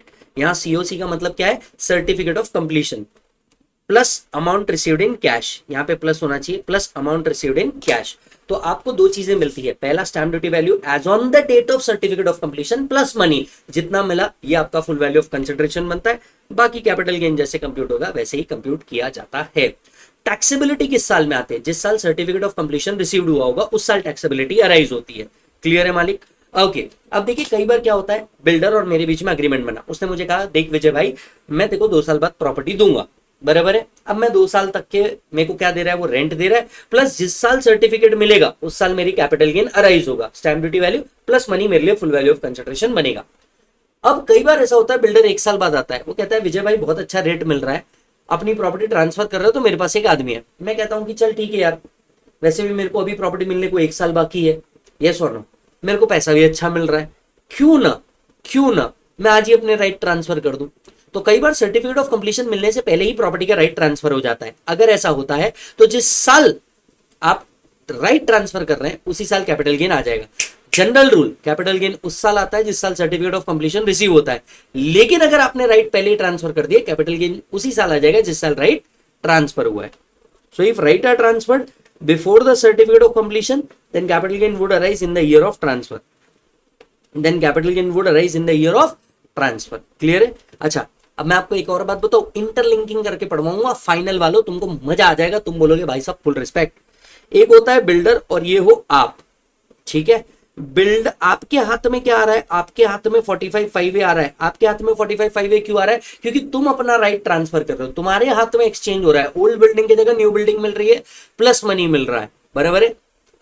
बिल्डर यहां पे 194 IC के अंदर में तुम्हारा टीडीएस करेगा, यस टीडीएस का 194 IC पढ़ना, आपको यही प्रोविजन वहां पे भी दी हुई है, यही प्रोविजन आपको वहां पे भी दी हुई है, राइट। सो बिल्डर जब भी रजिस्टर्ड रीडेवलपमेंट एग्रीमेंट करेगा वो टीडीएस काटेगा, आपके हाथ में कैपिटल गेन आएगा, थैंक मी लेटर। चलो पढ़ो जल्दी से। यस मालिक, नेक्स्ट कंसेप्ट आता है स्लम सेल। फाइनल लेवल पे स्लम सेल सबसे ज्यादा पूछा जाता है, यस सबसे ज्यादा पूछा जाता है, that goes without saying. Now what do you mean by slump sale. Slump sale का मतलब होता है लम सम सेल, मतलब ट्रांजैक्शन या तो एक यूनिट या तो पूरा ऑर्गेनाइजेशन को आप सिंगल कंसिडरेशन में ट्रांसफर कर देंगे विदाउट वैल्यूइंग या without individually valuing the asset, without individually valuing the asset, right. Okay अब यहां पे कैपिटल गेन किस तरीके से कंप्यूट किया जाता है, अब इधर आना, कैपिटल गेन किस तरीके से कंप्यूट किया जाता है वो इधर लिखा है। सबसे पहले आपको क्या लेना है, full value of consideration. Full value of consideration को क्या किया जाता है, प्रिस्क्राइब मैनर में कंप्यूट किया जाता है। अब आप ये पूछेंगे ये प्रिस्क्राइब मैनर क्या है, तो सर नीचे लिखा हुआ है रूल 11 UAE आपको बताता है प्रिस्क्राइब मैनर क्या है। अगर मैं आपको इसे शॉर्ट करके बताऊं, ये देखो इतना बड़ा रूल पढ़ना है अपने को, हाँ इतना बड़ा रूल अगर अपने को नहीं पढ़ना है तो शॉर्ट के अंदर में समझ लेना। रूल 11 UAE बड़े शॉर्ट में समझा रहा हूं। देखिए पहले क्या होता था, पहले ऐसा होता था कैपिटल गेन के अंदर में, स्पेसिफिकली स्लम सेल के अंदर में, कि आप क्या करते थे, स्लम सेल में यूनिट ट्रांसफर किया और कंसिडरेशन को ही फेयर मार्केट वैल्यू मान लिया जाता था, कंसिडरेशन को ही फुल वैल्यू ऑफ कंसिडरेशन मान लिया जाता था। इसके कारण कई कंपनी क्या करने लग गई, टैक्स चोरी करने लग गई। वो कंसिडरेशन कम कर दे तो आपको टैक्स ही कम भरना पड़े। गवर्नमेंट को समझ में आया कि इस असेट का फेयर मार्केट वैल्यू तो ज्यादा था, लेकिन लोग कंसिडरेशन दिखा करके टैक्स की चोरी कर रहे हैं। तब जाके लॉ मेकर्स ने क्या किया, एक लॉ बनाया। उन्होंने कहा कि भैया हम क्या लेंगे, कंसिडरेशन या fair market value whichever is higher ले लेंगे। तब जाकर के रूल 11 यूएई आया जो कहता है FMV1 और FMV2 whichever is higher. अब ये FMV1 और FMV2 को अगर मैं शॉर्ट करना चाहूं तो FMV1 is fair market value, FMV2 is consideration, whichever is higher ये आपको फुल वैल्यू ऑफ कंसिडरेशन लेना है। Come on once again, FMV1 और FMV2 whichever is higher आपके लिए फुल वैल्यू ऑफ कंसिडरेशन बनेगा, राइट? आपके लिए क्या बनेगा, फुल वैल्यू ऑफ कंसिडरेशन बनेगा। ये FMV1 जो प्रिस्क्राइब मैनर में कंप्यूट किया जा रहा है, और FMV2, अभी FMV1 क्या है, ये कहते हैं ABCD minus L, basically asset minus liability ले रहे हैं ये लोग। चेक कीजिए, ए मतलब क्या, book value of all asset, right, other than jewellery, shares, securities etcetera, right, as reduce by. तो सारे एसेट लेना, सारे एसेट्स के बुक वैल्यू लेना, लेकिन इसमें दो चीज नहीं लेना। पहला, जितना इनकम टैक्स आपने पेड किया है minus refund claim, that is net income tax paid, या amount of asset including unamortised expenditure. Unamortised expenditure इसके अंदर में कंसिडर नहीं करना। तो दो चीज याद रखिए, book value of all asset लेना, लेकिन दो चीज नहीं लेना। कौन सी दो चीज नहीं लोगे आप? पहला, आप क्या नहीं लोगे, इनकम टैक्स नहीं लोगे। दूसरा, आप डिफर्ड रेवेन्यू एक्सपेंडिचर नहीं लोगे। ओके मालिक। दूसरा, जो ज्वेलरी है इसका ओपन मार्केट का प्राइस लेना, जो शेयर्स है इसका फेयर मार्केट वैल्यू लेना, और जो इमूवेबल प्रॉपर्टी है इसका स्टैम्प ड्यूटी वैल्यू लेना। मतलब आप देख रहे हो इन्होंने category of asset wise fair market value अलग निकाला है। सो देखिए, बैलेंस शीट को इमेजिन कीजिए, सबसे पहले हो सकता है आपको इमूवेबल प्रॉपर्टी दिखे, हाँ, उसका स्टैम्प ड्यूटी वैल्यू लेना। दूसरा, आपको क्या दिख सकता है, आपको ज्वेलरी एंड वैल्यूएबल आर्टिकल दिख सकता है, इसका ओपन मार्केट में फेयर मार्केट वैल्यू प्राइस क्या है वो लेना। तीसरा, आपको शेयर्स दिख सकते हैं, इसका फेयर मार्केट वैल्यू लेना। चौथा, आपको क्या दिख सकता है, अदर एसेट्स दिख सकते हैं, for example debtors, for example cash, इसका बुक वैल्यू ले लेने का। बराबर है, ये हो गया सारा एसेट। इसमें से क्या माइनस करने का, लाइबिलिटी। सारी लाइबिलिटी लेने का कुछ चीजों को छोड़ करके, बट डज नॉट इंक्लूड, कुछ चीजें नहीं लेना। क्या क्या नहीं लेना, वही पेड अप कैपिटल, ये नहीं लेना, इसे लाइबिलिटी नहीं माना जाता, right. Amount set apart for dividend, जो आपने प्रोविजन फॉर डिविडेंड बनाई हुई है इसको बाजू कर दीजिए। रिजर्व्स एंड सरप्लस नहीं लेना, राइट।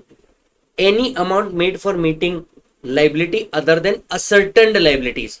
सो बेसिकली कौन सी लाइबिलिटी यहां पे कंसिडर करनी है, अनअसर्टेन्ड लाइबिलिटीज, कॉन्टिजेंट लाइबिलिटीज, वो हटा देना यहां से, राइट। सो अनअसर्टेन्ड लाइबिलिटीज जितनी भी है आपकी, जिसको आपने अभी तक के क्या नहीं किया है, असर्टन नहीं किया है, वो हटा देना। Amount representing provision for taxation, so basically क्या क्या माइनस करना है, क्या क्या कंसिडर नहीं करना है लाइबिलिटी में। लाइबिलिटी साइड इमेजिन कीजिए, शेयर कैपिटल नहीं उठाना, रिजर्व्स एंड सरप्लस नहीं उठाना, provision for dividend, provision for taxes, uncertain liabilities, right, and any amount representing contingent liabilities, वो आपको इसमें कंसिडर नहीं करनी है। कॉन्टिजेंट लाइबिलिटी वैसे भी ऑफ बैलेंस शीट होती है। FMV2 क्या है, EFGH क्या है, जो आपको मनी कंसिडरेशन मिला वो, फेयर मार्केट वैल्यू लेना नॉन मॉनेटरी कंसिडरेशन के लिए, राइट, प्रॉपर्टी के लिए स्टैम्प ड्यूटी वैल्यू आपने क्या करनी है, कंसिडर करनी है। अदर एसेट्स के लिए जो ओपन मार्केट वैल्यू है वो कंसिडर करनी है। वैसे बेसिकली एक बात बताऊं, दो क्वेश्चन हमने MRP में ऐसे रखे हैं जिसका एट एक्चुअल पूरा कैलकुलेशन देखा है। आपने अगर उसमें से एक क्वेश्चन भी ले लिया ना, आपको सब कुछ समझ में आ जाएगा। Yes, so FMV1 FMV2 whichever is higher, आपको ये डिटरमाइन करना है। ये फेयर मार्केट वैल्यू कब डिटरमाइन करना है, as on the date of slump sale. ये फेयर मार्केट वैल्यू कब डिटरमाइन करना है, as on the date of slump sale. आपको क्या करना है, डिटरमाइन करना है। So FMV1 FMV2 whichever is higher, आपको क्या करना है दोस्त, कंसिडर करना है। इसमें से क्या माइनस करेंगे दोस्त, इसमें से माइनस करेंगे नेटवर्थ। जी हाँ, नेटवर्थ माइनस किया जाता है। नेटवर्थ को यहाँ पे डीम्ड कॉस्ट माना जाता है। So FMV1 FMV2 whichever is higher, basically fair market value और consideration whichever is higher, इसमें से क्या माइनस करेंगे, नेटवर्थ माइनस करेंगे। नेटवर्थ कैसे कंप्यूट किया जाता है, total asset minus current liability. Net worth कैसे कंप्यूट किया जाता है, total asset minus current liability. Okay sir, sir एक बात समझिए, ऐसा भी तो हो सकता है कि नेटवर्थ निगेटिव में आ जाए, क्या ये पॉसिबल है? हाँ सर बिल्कुल पॉसिबल है। सो अगर नेटवर्थ निगेटिव में आ जाती है, आपको इसे जीरो कंसिडर करना है एज पर जुआरी इंडस्ट्रीज केस लॉ। सो अगर नेटवर्थ निगेटिव आ जाता है आपको इसे क्या कंसिडर करना है मालिक, जीरो कंसिडर करना है। ओके, जब आप एसेट लेते रहेंगे, आपने क्या कहा, नेटवर्थ मतलब हम एसेट माइनस लायबिलिटी करेंगे। तो जब आप एसेट लेते रहेंगे, याद रखिएगा डेप्रिसिएबल एसेट डब्ल्यूडीवी पे लेना है, अदर एसेट बुक वैल्यू पे लेना है। जिन एसेट्स की वैल्यू आप 100% डिडक्शन बोल के क्लेम कर चुके हैं, इसकी वैल्यू नील कंसिडर करनी है और रिवैल्यूएशन को इग्नोर करना है। Come on, depreciable asset WDV पे लेना है, अदर एसेट बुक वैल्यू पे लेना है। जिनका डिडक्शन आप ऑलरेडी क्लेम कर चुके हैं नील, रिवैल्यूएशन को इग्नोर करना है। सर रिवैल्यूएशन को इग्नोर करना है मतलब क्या, मान लीजिए बैलेंस शीट है, यहाँ पे बिल्डिंग का वैल्यू 12 लाख रुपीज लिखा है, रिवैल्यूएशन रिजर्व 3 लाख रुपीज लिखा है और ये अपवर्ड रिवैल्यू किया गया था, तो आप बिल्डिंग का वैल्यू 9 लाख कंसिडर करेंगे। आप बिल्डिंग का वैल्यू कितना कंसिडर करेंगे मालिक, 9 लाख कंसिडर करेंगे। यस और नो मालिक। चलिए, तो यहां आपका स्लम सेल भी क्या होता है, ओवर एमआरपी के अंदर में इस पे 4 क्वेश्चन दिए हैं, जिसमें से 2 क्वेश्चन आपको करने हैं। 2 क्वेश्चन, एक जिस पे बैलेंस शीट दिया और एक जिसमें फेयर मार्केट वैल्यू असर्टेनमेंट है। ये अगर आपने कर लिया तो आपका काम हो जाएगा। चेक करो जी सर। आते हैं नेक्स्ट सेक्शन के ऊपर। नेक्स्ट सेक्शन है 46। 46 के अंदर में 2 पार्ट आता है, 46(1), 46(2). चलो ध्यान से सुनना, राइट। एक आता है 46(1), राइट। कंपनी अगर लिक्विडेशन में कैपिटल एसेट उठा करके किसको दे देती है, शेयर होल्डर को दे देती है। 46(1) कहता है कंपनी के हाथ में कोई कैपिटल गेन टैक्स आने वाला नहीं है। तो 46(1) कहता है अगर कंपनी लिक्विडेशन में कोई एसेट उठा के किसको दे देती है, शेयर होल्डर को दे देती है, तो कंपनी के हाथ में कोई कैपिटल गेन टैक्स आने वाला नहीं है। So distribution of assets to its share holder on liquidation will not be regarded as transfer. तो लिक्विडेशन के अंदर में आप उठा करके दे देते हैं, इसे क्या नहीं माना जाता दोस्त, ट्रांसफर नहीं माना जाता। अब आते हैं शेयर होल्डर के बारे में, राइट। अब देखिए सबसे पहला सेक्शन जो आता है वो आता है आईएफओएस से, सेक्शन 222C। 222C बोलता है जब भी शेयर होल्डर को लिक्विडेशन में कोई एसेट मिलता है to the extent of accumulated profit, इसे क्या माना जाता है, डीम्ड डिविडेंड माना जाता है। यस तो सबसे पहले कभी भी शेयर होल्डर को लिक्विडेशन में कोई एसेट मिलेगा, किससे, कंपनी से, तो शेयर होल्डर के हाथ में 222C डीम डिविडेंड माना जाएगा दोस्त। क्या माना जाएगा, 222C डीम डिविडेंड माना जाएगा। लेकिन at the same time share extinguish भी हो रहे हैं, हाँ या हाँ, अरे हाँ या हाँ, शेयर क्या हो रहे हैं, एक्सटिंग्विश भी हो रहे हैं। तो यहां पे कैपिटल गेन भी आएगा। 46 सबसेक्शन 2 कहता है कि आपका फुल वैल्यू ऑफ कंसिडरेशन क्या माना जाएगा, जो भी एसेट का फेयर मार्केट वैल्यू है माइनस जितना अमाउंट आपने क्या मान लिया, डीम डिविडेंड मान लिया, माइनस जितना अमाउंट आपने क्या मान लिया, डीम डिविडेंड मान लिया। आसान भाषा में समझाने के लिए एक एग्जांपल दूंगा। मान लीजिए कंपनी ने एक 10 लाख का एसेट उठा करके किसको दे दिया, शेयर होल्डर को दे दिया, ठीक है। कंपनी के रिजर्व्स एंड सरप्लस कितने हैं, 6 लाख रुपीस के, ठीक है। कंपनी के हाथ में कोई कैपिटल गेन आने वाला है क्या, नहीं। कौन कहता है, 46(1) कहता है कंपनी के हाथ में कोई कैपिटल गेन टैक्स आने वाला नहीं है। क्लियर है मालिक। अब आते हैं किसके ऊपर, शेयर होल्डर के ऊपर। शेयर होल्डर के हाथ में सबसे पहले माना जाएगा 222C डीम डिविडेंड। कितना डीम डिविडेंड माना जाएगा, 6 lakh, that is to the extent of accumulated profit. Company के जितने रिजर्व्स थे उतना डीम डिविडेंड माना जाएगा। ये क्या माना जाएगा, आईएफओएस के अंदर में। क्लियर है, इंटरलिंकिंग से पढ़ना ही सही पढ़ना है। यस और no, there is no shortcut, ध्यान से सुनिएगा। अब आते हैं सेकंड चीज, 46(2) भी आएगा यहाँ पे शेयर होल्डर के हाथ में। सर क्या ये डबल टैक्सेशन नहीं होगा, नहीं नहीं, बिल्कुल डबल टैक्सेशन नहीं होगा, ध्यान से सुनना। अब fair market value is full value of consideration. Fair market value कितना था, 10 लाख रुपीस। इसमें से जितना डीम डिविडेंड में आप टैक्स कर सकते हैं उतना हटा दीजिए। डीम डिविडेंड में आपने कितना टैक्स किया, 6 लाख, तो आपके लिए फुल वैल्यू ऑफ कंसिडरेशन कितना माना जाएगा, 4 लाख। इसमें से क्या माइनस करना, कॉस्ट ऑफ एक्विजिशन, जितने में शेयर्स लिए थे, एंड अल्टीमेटली शेयर होल्डर के हाथ में क्या आ जाएगा, capital gain. So basically 10 lakh के 10 लाख पूरे शेयर होल्डर के हाथ में टैक्सेबल है, लेकिन जितना अमाउंट रिजर्व्स एंड सरप्लस का था उतना आईएफओएस बोल के टैक्सेबल है, बैलेंस अमाउंट कैपिटल गेन बोल के टैक्सेबल है। टन टना। क्लियर है मालिक। सो मनी और asset receive by the share holder will be taxed under the head of capital gain. तो जितना आप मनी रिसीव कर रहे हैं will be taxed under the head of capital gain. Clear है मालिक। द मनी सो रिसीव्ड और the market value of the other asset as on the date of distribution, yes, as reduced by the amount of dividend within the meaning of 222C and the sum so arrived at shall be considered as full value of consideration। तो जो भी आपको fair market value of asset मिल रही है as reduced by, क्या बोला उन्होंने, as reduced by 222C, ये आपके लिए फुल वैल्यू ऑफ कंसिडरेशन माना जाएगा। क्लियर है मालिक। सो 46 किसके ऊपर वर्क करता है बेटा, लिक्विडेशन के ऊपर वर्क करता है। कंपनी के हाथ में no capital gain, share holder के हाथ में आएगा, लेकिन जितना अमाउंट डिविडेंड डिविडेंड बोल के टैक्सेबल है उसको हटा दो, balance amount full value of consideration बन जाएगा। चेक करो।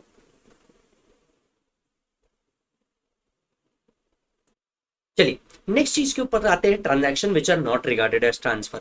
अब यहां से आपको फाइनल लेवल्स पे थ्योरी क्वेश्चंस आ सकते हैं, यस और नो। हम ऐसे ट्रांजैक्शन की बात कर रहे हैं जो ट्रांसफर ही नहीं माने जाते। अगर ये ट्रांसफर ही नहीं है तो इसके ऊपर कैपिटल गेन टैक्स आने वाला नहीं है। चलिए एक बार सेक्शंस को रिकॉल करते हैं। 45 क्या था, चार्जिंग सेक्शन, राइट। 46 क्या था आपका, लिक्विडेशन वाला point. 47 not regarded as transfer. 48 how to compute capital gain. 49 that is cost of acquisition.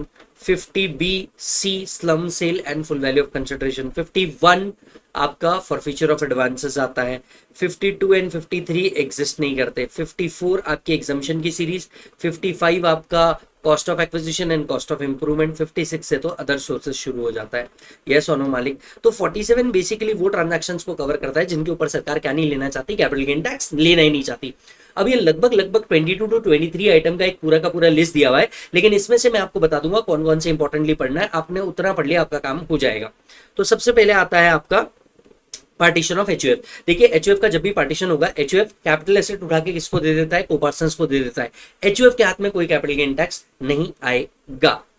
Next ये काम की चीज है, राइट। इंडिविजुअल एचयूएफ गिफ्ट कर देते हैं कोई कैपिटल एसेट तो it is not regarded as transfer, not liable to capital gain. So मान के चलिए अगर विजय क्या कर देता है, कोई कैपिटल एसेट उठा करके पल्लवी को गिफ्ट कर देता है, राइट। विजय के हाथ में there is no capital gain, Pallavi के हाथ में डिपेंड करता है वो मेरे रिलेटिव है नहीं है, उस हिसाब से गिफ्ट का प्रोविजन टैक्सेबिलिटी आएगा। लेकिन ये प्रोविजन जो गिफ्ट के केस में कैपिटल गेन नहीं आना है, ये सिर्फ इंडिविजुअल या एचयूएफ्स के लिए ही है, यस और no.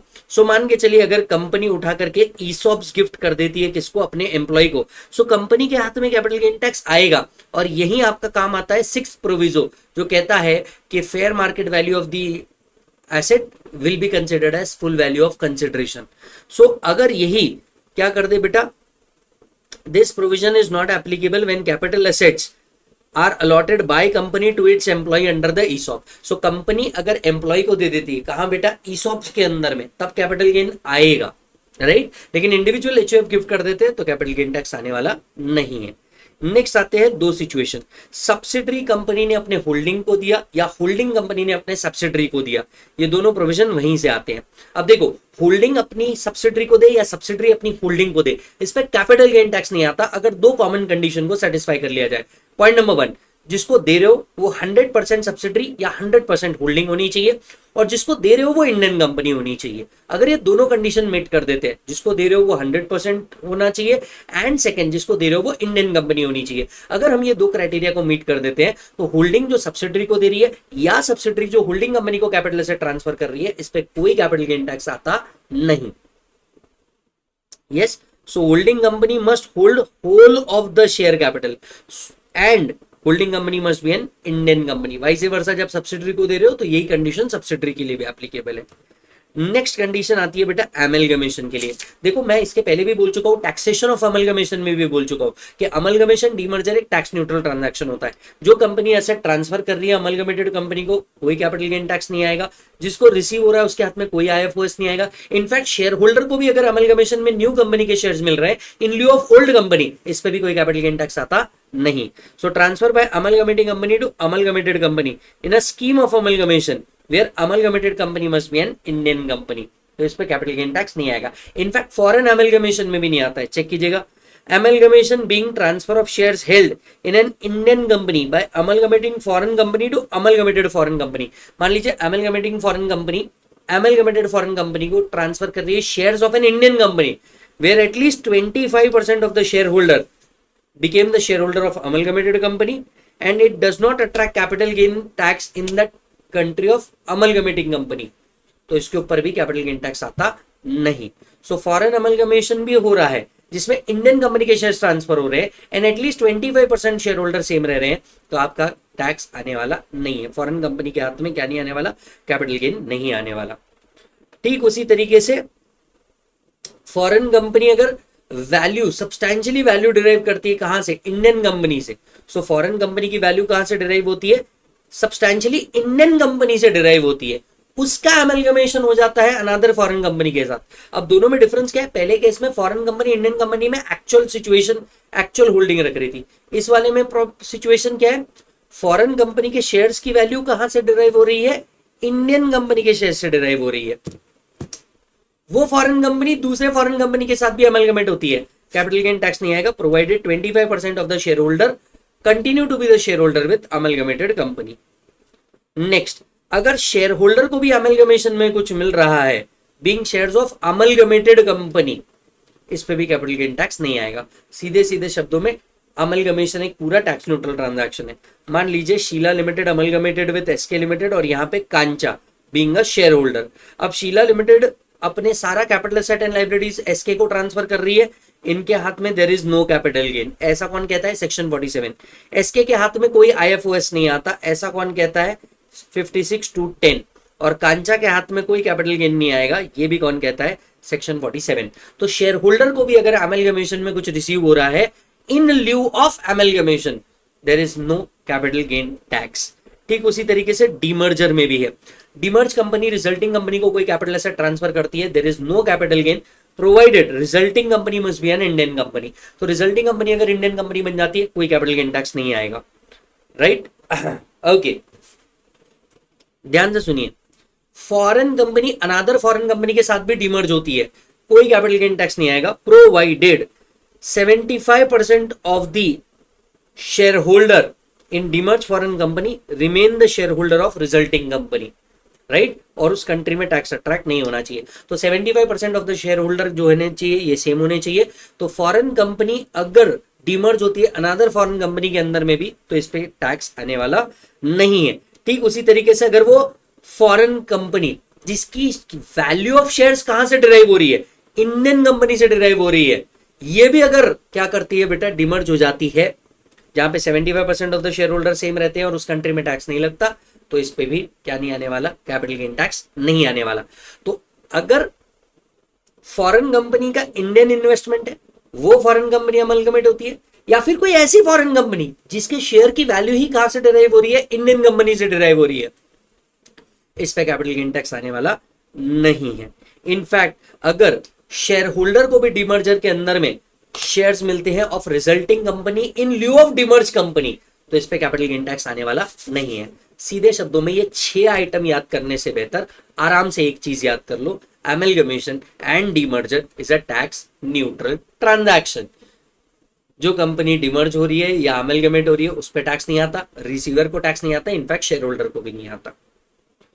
Next, transfer in a business reorganisation of capital asset by predecessor cooperative bank to successor cooperative bank. अगर कोऑपरेटिव बैंक का रीऑर्गेनाइजेशन हुआ है, प्रेडेसेसर अपने कैपिटल एसेट सक्सेसर को ट्रांसफर करता है या कन्वर्टेड बैंकिंग कंपनी को ट्रांसफर करता है, not regarded as transfer, not liable to capital gain. Transfer by share holder in business reorganisation. अब जब कोऑपरेटिव सोसाइटी थे वहां पे क्या होते हैं बेटा? मेंबर होते हैं जो शेयर्स होल्ड करते हैं। अब ये जैसे ही कोऑपरेटिव सोसाइटी सक्सेसर कोऑपरेटिव में चल जाएगी, इनको सक्सेसर कोऑपरेटिव के क्या मिलेंगे? शेयर्स मिलेंगे। ये भी एक्सचेंज है जस्ट लाइक डीमर्जर, पर business reorganisation, amalgamation, demerger tax neutral transaction है। देने वाले के हाथ में भी नहीं लगता, लेने वाले के हाथ में भी नहीं लगता, इनफैक्ट शेयर होल्डर मेंबर के हाथ में भी टैक्स नहीं लगता। ये काम की चीज। ट्रांसफर ऑफ बॉन्ड और GDR made outside India by NR to another NR. एक एनआर ने दूसरे एनआर को आउटसाइड इंडिया ही क्या ट्रांसफर कर दिया? बॉन्ड जीडीआर ट्रांसफर कर दिया। It is not regarded as transfer, not liable to capital gain. Next, transfer of RDBs of Indian company by NR to another NR. ठीक उसी तरीके से एक एनआर ने दूसरे एनआर को इंडियन आरडीबीज ट्रांसफर कर दिए। It is also not regarded as transfer, not liable to capital gain.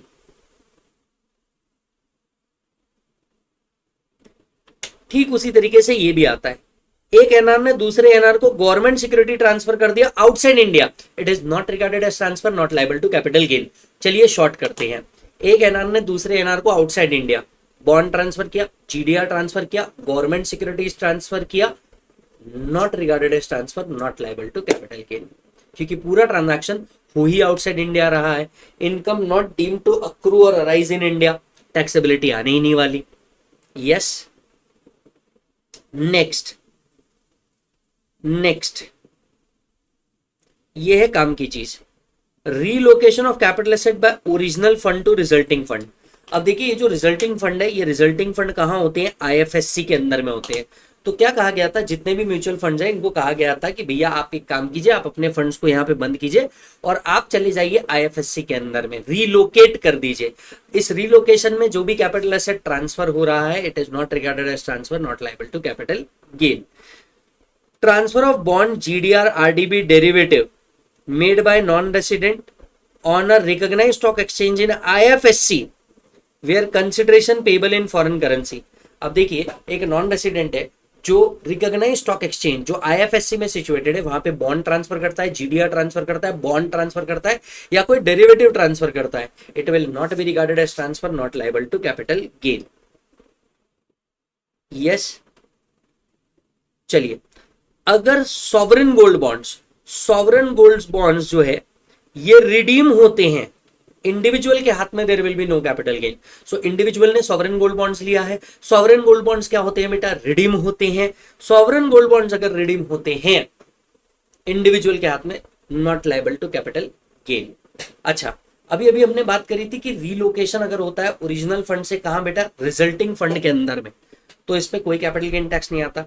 In fact अगर शेयर होल्डर या यूनिट होल्डर को भी in consideration relocated resulting fund से कुछ मिलता है, not liable to capital gain, not liable to capital gain. एक आता ही है, मुझे लगता है इसके ऊपर 100% आपको क्वेश्चन पूछा जा सकता है मालिक, स्पेशली फाइनल लेवल्स पे तो और ज्यादा पूछा जा सकता है। पूछो क्या, देखिए गवर्नमेंट ने एक स्कीम लाई थी कि आप अपना फिजिकल गोल्ड दीजिए और बदले में आप ईजीआर ले लीजिए, that is electronic gold receipt, right. अब बेसिकली हो तो ये एक्सचेंज रहा है, आप अपना फिजिकल गोल्ड बैंक को ले जाके देंगे, वॉल्ट मैनेजर को ले जाके देंगे, वॉल्ट मैनेजर इसके बदले में आपको ईजीआर इशू कर देगा, which is a tradable security. अब पॉइंट ये है कि यहाँ पे एक्सचेंज हो रहा है, इस पे कैपिटल गेन टैक्स आना चाहिए था, पर लॉ मेकर्स कहते हैं कि अगर गोल्ड के बदले में आप ईजीआर ले लेते हैं तो it is not regarded as transfer, not liable to capital gain. हाँ, पर ईजीआर जब सेल करोगे क्या तब कैपिटल गेन आएगा? यस सर, तब कैपिटल गेन आएगा।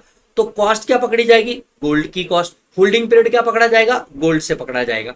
तो यहां पे उसकी कॉस्ट और होल्डिंग पीरियड के बारे में लिखा हुआ है। So whenever you convert gold into EGR, it is not regarded as transfer, but when you sell EGR, yes, it will be considered as transfer. Okay, next आते हैं कन्वर्जन। ये तीनों पॉइंट आप एक साथ पढ़ सकते हैं। देखिए bond, debenture, debenture stock, deposit या प्रेफरेंस शेयर्स कभी भी इक्विटी में कन्वर्ट होते हैं।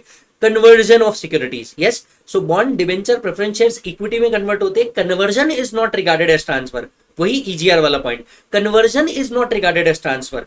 बट ये जो converted stock being equity share sell होगा, will there be capital gain? Yes. Cost किसकी पकड़ी जाएगी? डिबेंचर, डिपॉजिट की पकड़ी जाएगी, प्रेफरेंस शेयर की पकड़ी जाएगी। होल्डिंग पीरियड डिबेंचर, बॉन्ड या प्रेफरेंस शेयर से पकड़ा जाएगा। सो सीधे सीधे शब्दों में इन चारों को हम कंबाइन कर सकते हैं। Conversion of bond, debenture, preference shares into equity shares, not regarded as transfer, not liable to capital gain. Okay, next point आता है succession of firm by company. Next point आता है बेटा क्या? Succession of firm by company. Okay, इस point को भी समझ लीजिए। देखिए ऐसा होता है कि फर्म सक्सीड हो जाती है कायम के अंदर में, कंपनी के अंदर में। बेसिकली फर्म के हाथ में कैपिटल गेन नहीं आएगा अगर वो ये चार कंडीशन को सेटिस्फाई कर देती है तो, right. There will be no capital gain in the hands of firm अगर चार कंडीशन सेटिस्फाई हो जाती है। पहला, all asset and liabilities of the firm became the asset and liabilities of the company. All partner will become share holder, सारे partner थे वो क्या बन जाएंगे? शेयर होल्डर बन जाएंगे, राइट। एंड कंसिडरेशन के नाम पे they do not receive any consideration other than shares. इस कंसिडरेशन के नाम पे सिर्फ इस कंपनी के शेयर इशू होने चाहिए। यस, सो कंडीशन नंबर 1, सारे एसेट एंड लायबिलिटीज ट्रांसफर होंगे। कंडीशन नंबर 2, सारे पार्टनर शेयर होल्डर बन जाने चाहिए। कंडीशन नंबर 3, कंसिडरेशन के नाम पे सिर्फ और सिर्फ क्या इशू होगा? शेयर इशू होगा। कंडीशन नंबर 4, क्यूमुलेटिव होल्डिंग सारे पार्टनर की should not be less than 50% of the total voting power. सारे पार्टनर का मिला के वोटिंग पावर 50% से कम नहीं होना चाहिए, अदरवाइज तो कंपनी ट्रांसफर मान ली जाएगी। यस और नो? तो क्यूमुलेटिव होल्डिंग कितने से नीचे नहीं होना चाहिए? 50% से नीचे नहीं होना चाहिए। और ये जो शेयर्स आप रिसीव कर रहे हैं इसको आप 5 ईयर तक के कंटिन्यू करेंगे।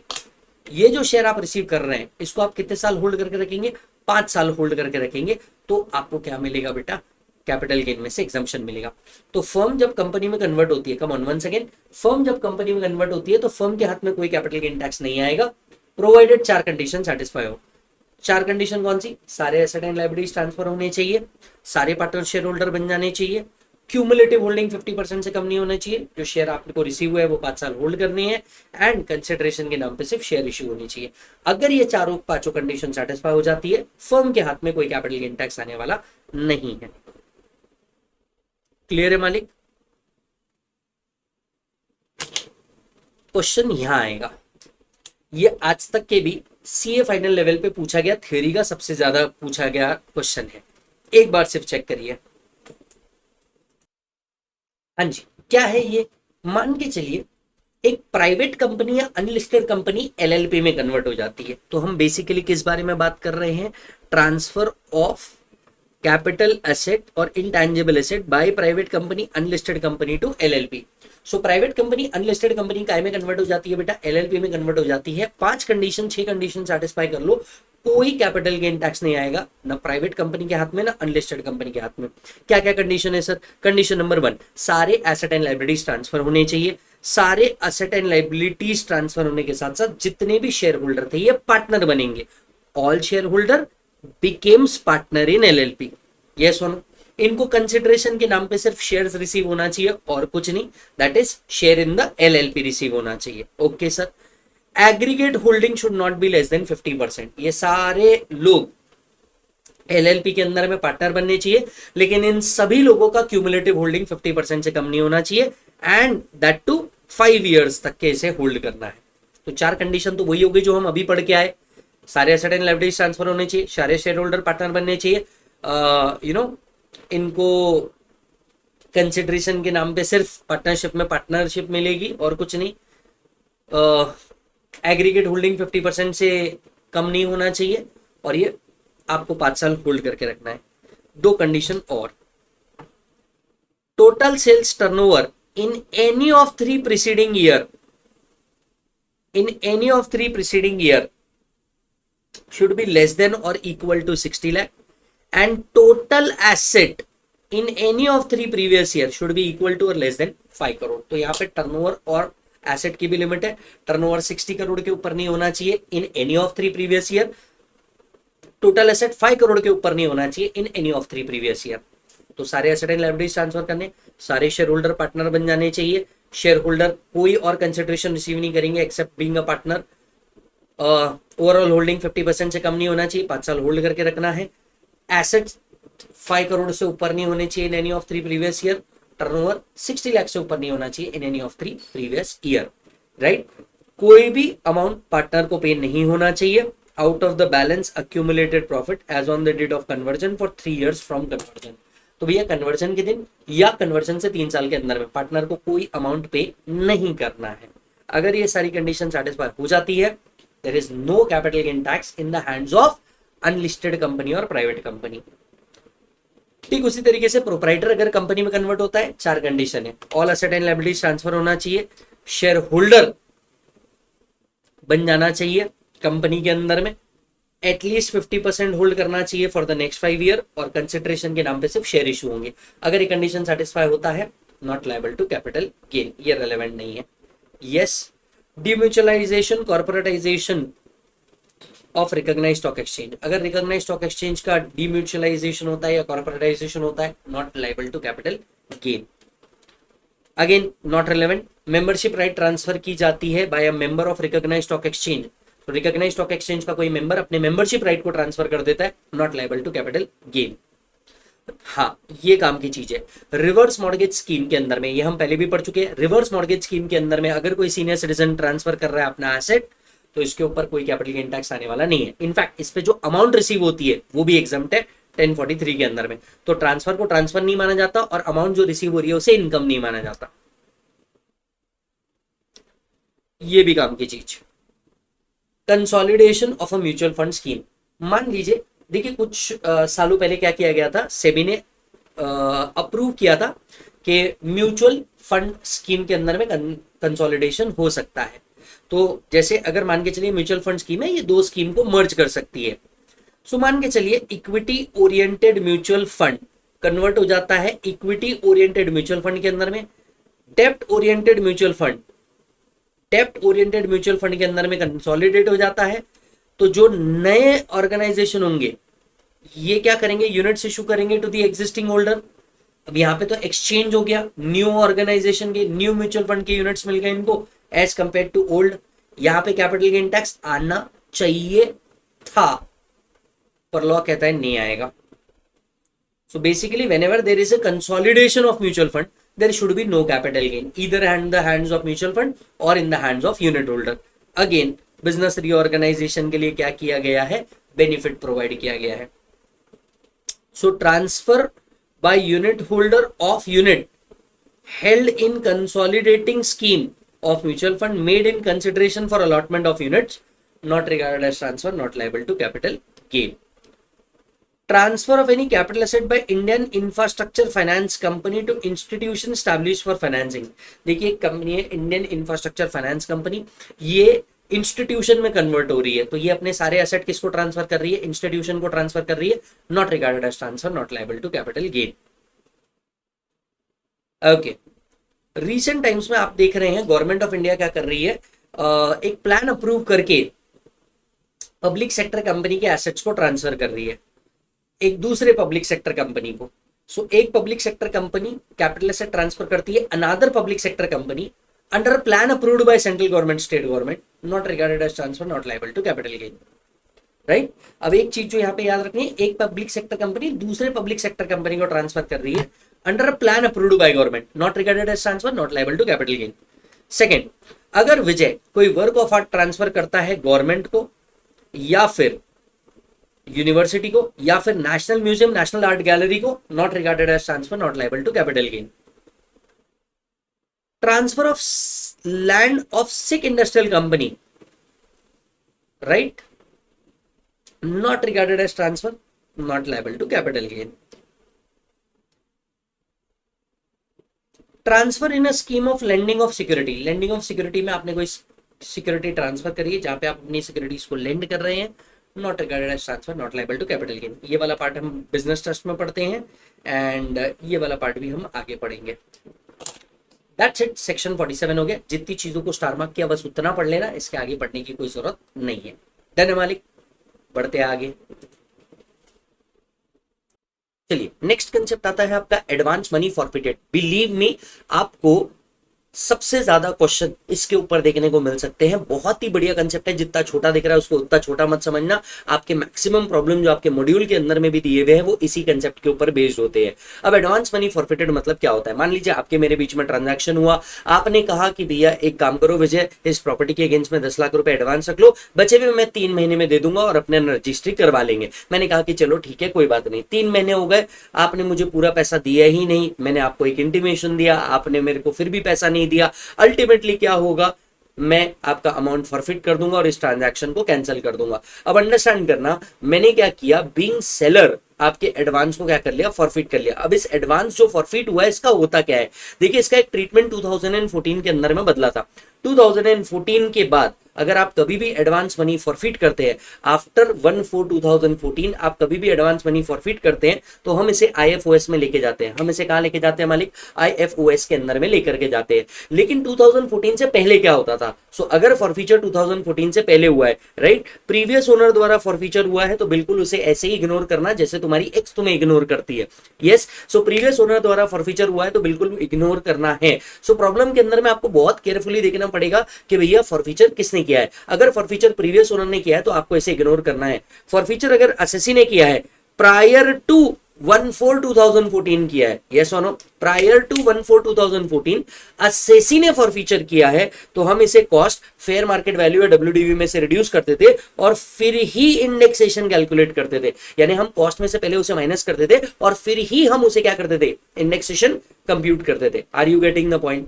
Yes, so come on once again, forfeiture अगर 2014 के बाद हुआ है इसे IFOS के अंदर में लेके जाओ। फॉरफीचर अगर 2014 से पहले हुआ है, किसने किया है? प्रीवियस ओनर ने किया है, इसे क्या करो, इग्नोर करो। असेसी ने किया है, हम सबसे पहले कॉस्ट में से फॉरफीचर अमाउंट माइनस करेंगे एंड देन जो बैलेंस बचा उसे क्या करेंगे, इंडेक्सेशन कैलकुलेट करेंगे। अब आप में से कुछ नालायक मुझसे कहेंगे कि सर इंडेक्सेशन तो अब हट गया ना। बेटा फॉरफीचर कब हुआ है, 2014 से पहले, यस और नो। ट्रांसफर भी अगर 23/7/24 से पहले हुआ है तो इंडेक्सेशन आपको कैलकुलेट करना है। और अगर फॉरफीचर 2014 से पहले हुआ है लेकिन ट्रांसफर बोलो 23/7/24 के बाद हुआ है तो हम कॉस्ट में से तो माइनस करेंगे पर फिर इंडेक्सेशन कंप्यूट नहीं करेंगे। तो इंडेक्सेशन वाला डेट आपको 23/7 ही याद रखना है। फॉरफीचर के लिए जो डेट है वो आपको क्या याद रखना है, बोलो जल्दी से, यस 2014 याद रखना है। क्लियर है मालिक। अब इसके ऊपर हमारे एमआरपी के अंदर में दो क्वेश्चन दिया है, एक शिव और एक युगा नाम से, युगिका नाम से है और एक शिव नाम से क्वेश्चन है। ये दो क्वेश्चन आपने कर लेना है, जबरदस्त सारे एडजस्टमेंट आपको समझ में आ जाएंगे और आप मेरे को बोलोगे भाई साहब फुल रिस्पेक्ट। चलो चेक करो जल्दी से। हाँ जी सर, आ जाते हैं नेक्स्ट सेक्शन के ऊपर। 111A, ये तो हम ऑलरेडी पढ़ चुके हैं कि 111A कब एप्लीकेबल होता है, जब आप कंपनी के इक्विटी शेयर ट्रांसफर करते हैं जो लिस्टेड है, या फिर बिजनेसेस के यूनिट्स ट्रांसफर करते हैं, या इक्विटी ओरिएंटेड फंड ट्रांसफर करते हैं। आपने एसटीटी पे किया है, आपने क्या पे किया है, एसटीटी पे किया है, तो आपको कैपिटल गेन टैक्स कितना लगेगा, 20% से लगने वाला है। So short term capital gain याद करके देख, short term capital gain under section 111A tax rate कितना लगने वाला है, 20%। बस ये वही वाला पार्ट है, यस और नो, राइट, ये वही वाला पार्ट आपको दिया हुआ है। ओके, एक और चीज आपको बोलिए, अगर कोई आईएफएससी यूनिट है, आईएफएससी यूनिट है कहां, रिकॉग्नाइज्ड स्टॉक एक्सचेंज पे आईएफएससी में ट्रांजैक्शन हुआ है, ये ट्रांजैक्शन भले ही फॉरेन करेंसी के अंदर में हुआ है, एसटीटी पे नहीं हुआ है, तो भी वो क्या कर सकते हैं, 20% का टैक्स रेट दे सकते हैं। तो जनरली 20% का टैक्स रेट कब एप्लीकेबल है, जब आपने क्या पे किया है, एसटीटी पे किया है।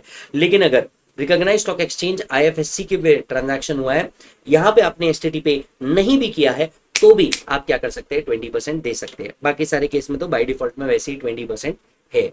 यस सुनो मालिक। अच्छा, इसी के साथ साथ दो बातें और बता दे, ये तो हम पहले भी पढ़ चुके हैं।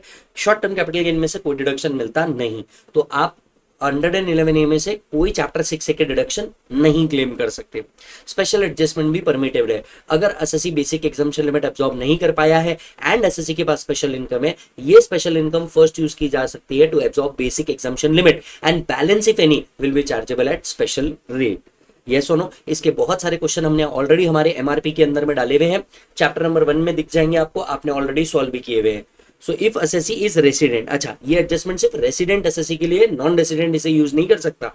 So if SSC is resident, cannot absorb basic exemption limit and has special income, long term or short term, it shall be first adjusted towards basic exemption limit and balance if any will be taxable at special rate. अच्छा, अब एक बात बताओ, आज के तारीख में समझदारी क्या है? शॉर्ट टर्म कैपिटल गेन का जो रेट है वो है 20%, वेराज लॉन्ग टर्म कैपिटल गेन का जो टैक्स रेट है वो कितना है बेटा, 12.5%। तो पहले क्या एडजस्ट करना चाहिए? Obviously short term capital gain पहले एडजस्ट करना चाहिए। यस और नो?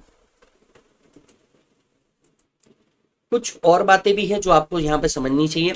जनरली अगर शॉर्ट टर्म कैपिटल गेन आया है पर वो 111A का नहीं है, ध्यान से सुनना, अगर शॉर्ट टर्म कैपिटल गेन आया है पर वो 111A का नहीं है, फॉर एग्जांपल आपने गोल्ड बेच दिया विद इन 3 मंथ्स, अब यहाँ पे शॉर्ट टर्म कैपिटल गेन तो आ गया लेकिन वो 111A में नहीं आ रहा है, तो वो नॉर्मल स्लैब रेट में जाएगा, याद रखना।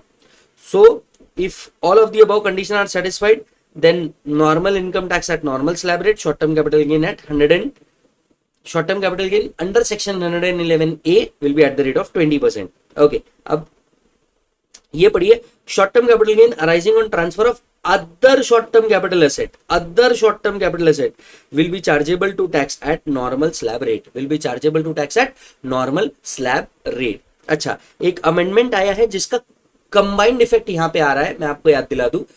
अब ओल्ड स्कीम के अंदर में 111A में से भी आप रिबेट ले सकते हैं, पर 115 BAC के अंदर में आप short term capital gain under 111A से रिबेट नहीं ले सकते।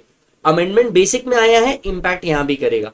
वापस से एक बार, कम ऑन, वापस से एक बार, ओल्ड स्कीम सिर्फ 112A से रिबेट नहीं मिलता, मतलब 111A से ओल्ड स्कीम में रिबेट मिल जाएगा। न्यू स्कीम किसी भी स्पेशल इनकम से रिबेट नहीं मिलता। So no rebate under 87A if assessee opt for the default under 115 BAC, old scheme में मिल जाएगा, वही यहां पे लिखा है।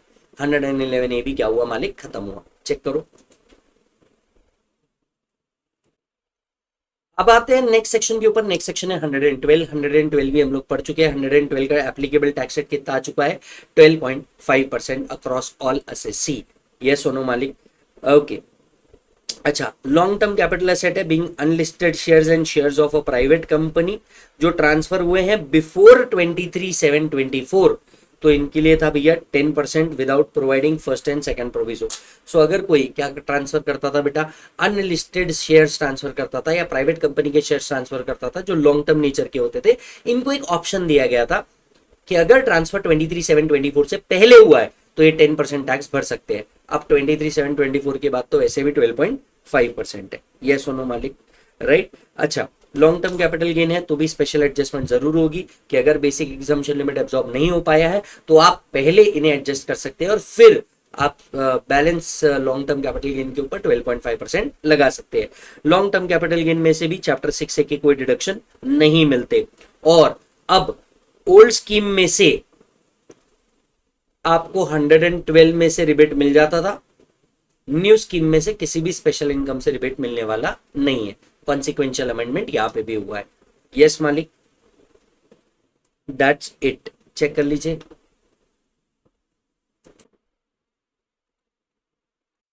Yes sir. अब ये सेग्रीगेट पोर्टफोलियो स्कीम, यहाँ पे सिर्फ कॉस्ट ऑफ एक्विजिशन के बारे में ही बात की जाती है, बाकी किसी बारे में नहीं। कैपिटल गेन तो वैसे ही कंप्यूट होता है जैसे कंप्यूट किया जाता है। अब ये सेग्रीगेट पोर्टफोलियो स्कीम क्या है? देखिए, म्यूचुअल फंड बहुत सालों से सेबी से रिक्वेस्ट कर रहे थे कि देखिए, अब एक फंड होता है, अब एक आम की टोकरी लेके आते हैं, इसको आसान भाषाओं में समझिए। एक आम की टोकरी लेके आते हैं, जरूरी कि सब फल सही हो? नहीं। तो म्यूचुअल फंड भी कई कंपनी के शेयर्स होल्ड करते हैं, कुछ अच्छे निकलते हैं, कुछ बुरे निकलते हैं। पर प्रॉब्लम ये होता है कि जो बुरे शेयर्स है, राइट, ये क्या कर रहे हैं, इनका लॉस इतना होता है कि अच्छे शेयर का जो पोर्टफोलियो है वो भी आपका क्या करता है, नीचे जाता है, जिससे कंपनी की म्यूचुअल फंड की ओवरऑल रेटिंग खराब हो जाती है। तो म्यूचुअल फंड कंपनी ने सेबी से रिक्वेस्ट किया था कि ये जो खराब आम है, आप इसमें मुझे एक सेपरेट पोर्टफोलियो बना करके रखने दीजिए और मैं मेरे अच्छे आम दिखाता हूं। यस और नो? राइट। तो म्यूचुअल फंड्स को क्या किया गया था, ये अलाउ किया गया था कि आप अपना मेन पोर्टफोलियो और साइड पॉकेट, जिसको हम कहते हैं सेग्रीगेटेड पोर्टफोलियो, आप अलग अलग कर सकते हैं। अब बेसिकली क्या हुआ, जिस टाइम पे ये अलाउ किया गया, राइट, जिस टाइम पे ये अलाउ किया गया उस टाइम पे एग्जिस्टिंग म्यूचुअल फंड जो थे, इनके पास सिर्फ मेन पोर्टफोलियो के यूनिट्स थे, राइट। जैसे ही म्यूचुअल फंड ने अपना एक पोर्टफोलियो अलग किया, राइट, तो इनको सेग्रीगेट पोर्टफोलियो के भी क्या मिलेंगे, यूनिट्स मिलेंगे। क्योंकि पहले मैं एक ऑर्गेनाइजेशन में अपना स्टेक होल्ड करता था, फिर मैंने दो ऑर्गेनाइजेशन में अपना स्टेक होल्ड करना चालू कर दिया, करेक्ट और नॉट?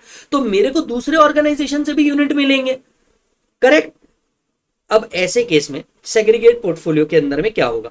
सबसे पहली बात, सिचुएशन 1, जब सेग्रीगेट पोर्टफोलियो के आपको यूनिट्स अलॉट किए जाएंगे तब आपको कोई टैक्स नहीं देना। हाँ, जब इस सेग्रीगेट पोर्टफोलियो को आप ट्रांसफर करेंगे तब आपको टैक्स देना है। सो जैसी अलॉटमेंट होगा, नो टैक्स ऑन ट्रांसफर और redemption from the main portfolio, right, इस पे आपको कोई टैक्स नहीं देना। हाँ, पर जब आप इसे ट्रांसफर करेंगे तो इसके ऊपर कैपिटल गेन टैक्स जरूर आएगा। अच्छा, कॉस्ट ऑफ एक्विजिशन क्या मानेंगे? अब देखिए, सेग्रीगेट पोर्टफोलियो से मुझे कुछ यूनिट्स मिले, इसका कॉस्ट ऑफ एक्विजिशन क्या मानूंगा मैं? तो वो कहते हैं, देखिए, आपने मेन यूनिट्स में होल्ड किए थे, ये आपका मेन कॉस्ट ऑफ एक्विजिशन हो गया प्रायर टू सेग्रीगेशन, इनटू जितने नेट एसेट ट्रांसफर किए सेग्रीगेटेड पोर्टफोलियो में, आप वो देख लीजिए, डिवाइडेड बाय टोटल एनएवी क्या था ऑफ द टोटल पोर्टफोलियो। मान लीजिए 100 में से क्या किया, 40 सेग्रीगेटेड पोर्टफोलियो में ट्रांसफर किया। आपने कितने में परचेज किया था? 35। आपने एक यूनिट कितने में परचेज किया था? 35। तो वो बोल रहे 35 इनटू कितने ट्रांसफर किए? 40 डिवाइडेड बाय 100। ये आपकी कॉस्ट ऑफ एक्विजिशन बनेगी, किसकी? सेग्रीगेटेड पोर्टफोलियो की। तो सेग्रीगेटेड पोर्टफोलियो जो आपको मिले वो तो फ्री में यूनिट्स मिले, लेकिन जब आप इसे सेल करेंगे कॉस्ट तो माइनस करेंगे ना। ऐसा थोड़ी ना कि आपने इसके लिए कुछ पैसे नहीं दिए, आपने मेन पोर्टफोलियो में तो दिए ही थे 35 रुपए। तो 35 इंटू जितने के एसेट उनको ट्रांसफर किए डिवाइडेड बाय 100, टोटल वैल्यू कितनी थी बिफोर सच सेग्रीगेशन। अब मेन पोर्टफोलियो का कॉस्ट क्या होगा? अब मेन पोर्टफोलियो कितने का था? 35। अब देखो, 1 मिनट के लिए जरा कैलकुलेटर निकाल करके देखना ये कितने का हुआ। 2 मिनट रुकिए, 2 मिनट रुकिए, हम लेते हैं 35 इंटू 40 डिवाइडेड बाय 100, कितना आ रहा है? 14 रुपीज। तो 14 रुपीज किसका कॉस्ट बन गया? सेग्रीगेटेड पोर्टफोलियो का कॉस्ट बन गया। तो मेन पोर्टफोलियो का कॉस्ट कितना बना? 35 माइनस 14, 21 आपके मेन पोर्टफोलियो का कॉस्ट बन गया। काम खत्म। चेक करिए,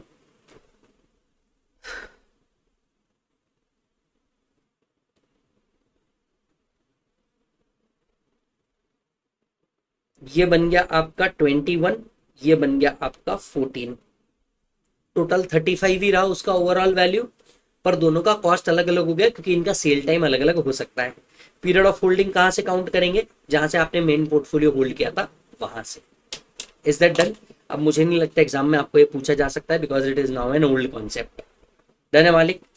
दैट्स इट। तो यस सर, इस तरीके से हमारा सीए फाइनल सीएमए फाइनल का कैपिटल गेन जितना बड़ा टॉपिक का चार्ट रिवीजन भी क्या होता है, ओवर होता है। यस और नो मालिक? अब आपको क्या करना है, रिवीजन तो देखो आपने पूरा कर दिया, अब आपको स्ट्रेट अवे जाना है एमआरपी के अंदर में जितने अपन ने क्वेश्चन दिए दन दनादन क्वेश्चंस को सॉल्व करना है। जैसे आप क्वेश्चंस को सॉल्व करेंगे आपका कॉन्फिडेंस ऊपर चल जाएगा। मैं हमेशा बोलते आया हूं there is no shortcut to DT. DT के अंदर में आप कंसेप्ट को शॉर्ट कर सकते हैं, ओवरऑल डीटी आप शॉर्ट नहीं करिएगा क्योंकि जिन जिन ने ये शॉर्ट किया है उनके अटेम्प्ट लग गए ऑलरेडी। सब्जेक्ट इतना बड़ा है, आपको 4 मॉड्यूल इशू करता है भाई साहब इंस्टीट्यूट। आप कंटेंट को शॉर्ट कर सकते हैं, कंसेप्ट को शॉर्ट बिल्कुल मत कीजिएगा, नहीं तो आप शॉर्ट हो जाएंगे। यस और नो मालिक? तो चलिए यहाँ पे हमारा कैपिटल गेन खत्म होता है। आप अपने दोस्तों को भी ये रिवीजन जरूर शेयर कीजिएगा, जिसको इसकी जरूरत होगी एमआरपी पे जाके क्वेश्चन बैंक सॉल्व कर दीजिएगा। अगर आपको ऐसा लगता है कि नहीं यार मुझे प्रैक्टिस और करनी है, आप एग्जाम ओरिएंटेड बैच ले सकते हैं। एग्जाम ओरिएंटेड बैच के अंदर में हमने बहुत डिटेल के अंदर में इस पे प्रॉब्लम भी सॉल्व कराए हैं, बहुत सारे प्रॉब्लम भी सॉल्व कराए हैं। यस और नो मालिक? मिलते हैं अगले चार्ट रिवीजन के अंदर में, तब तक आप पूरा ख्याल रखें और किसी बच्चे से रिक्वेस्ट है कि प्लीज टाइम स्टैंप लगा दे ताकि बहुत सारे बच्चों को हेल्प हो जाए। तब तक के लिए आप अपना पूरा ख्याल रखें। Bye bye and take care.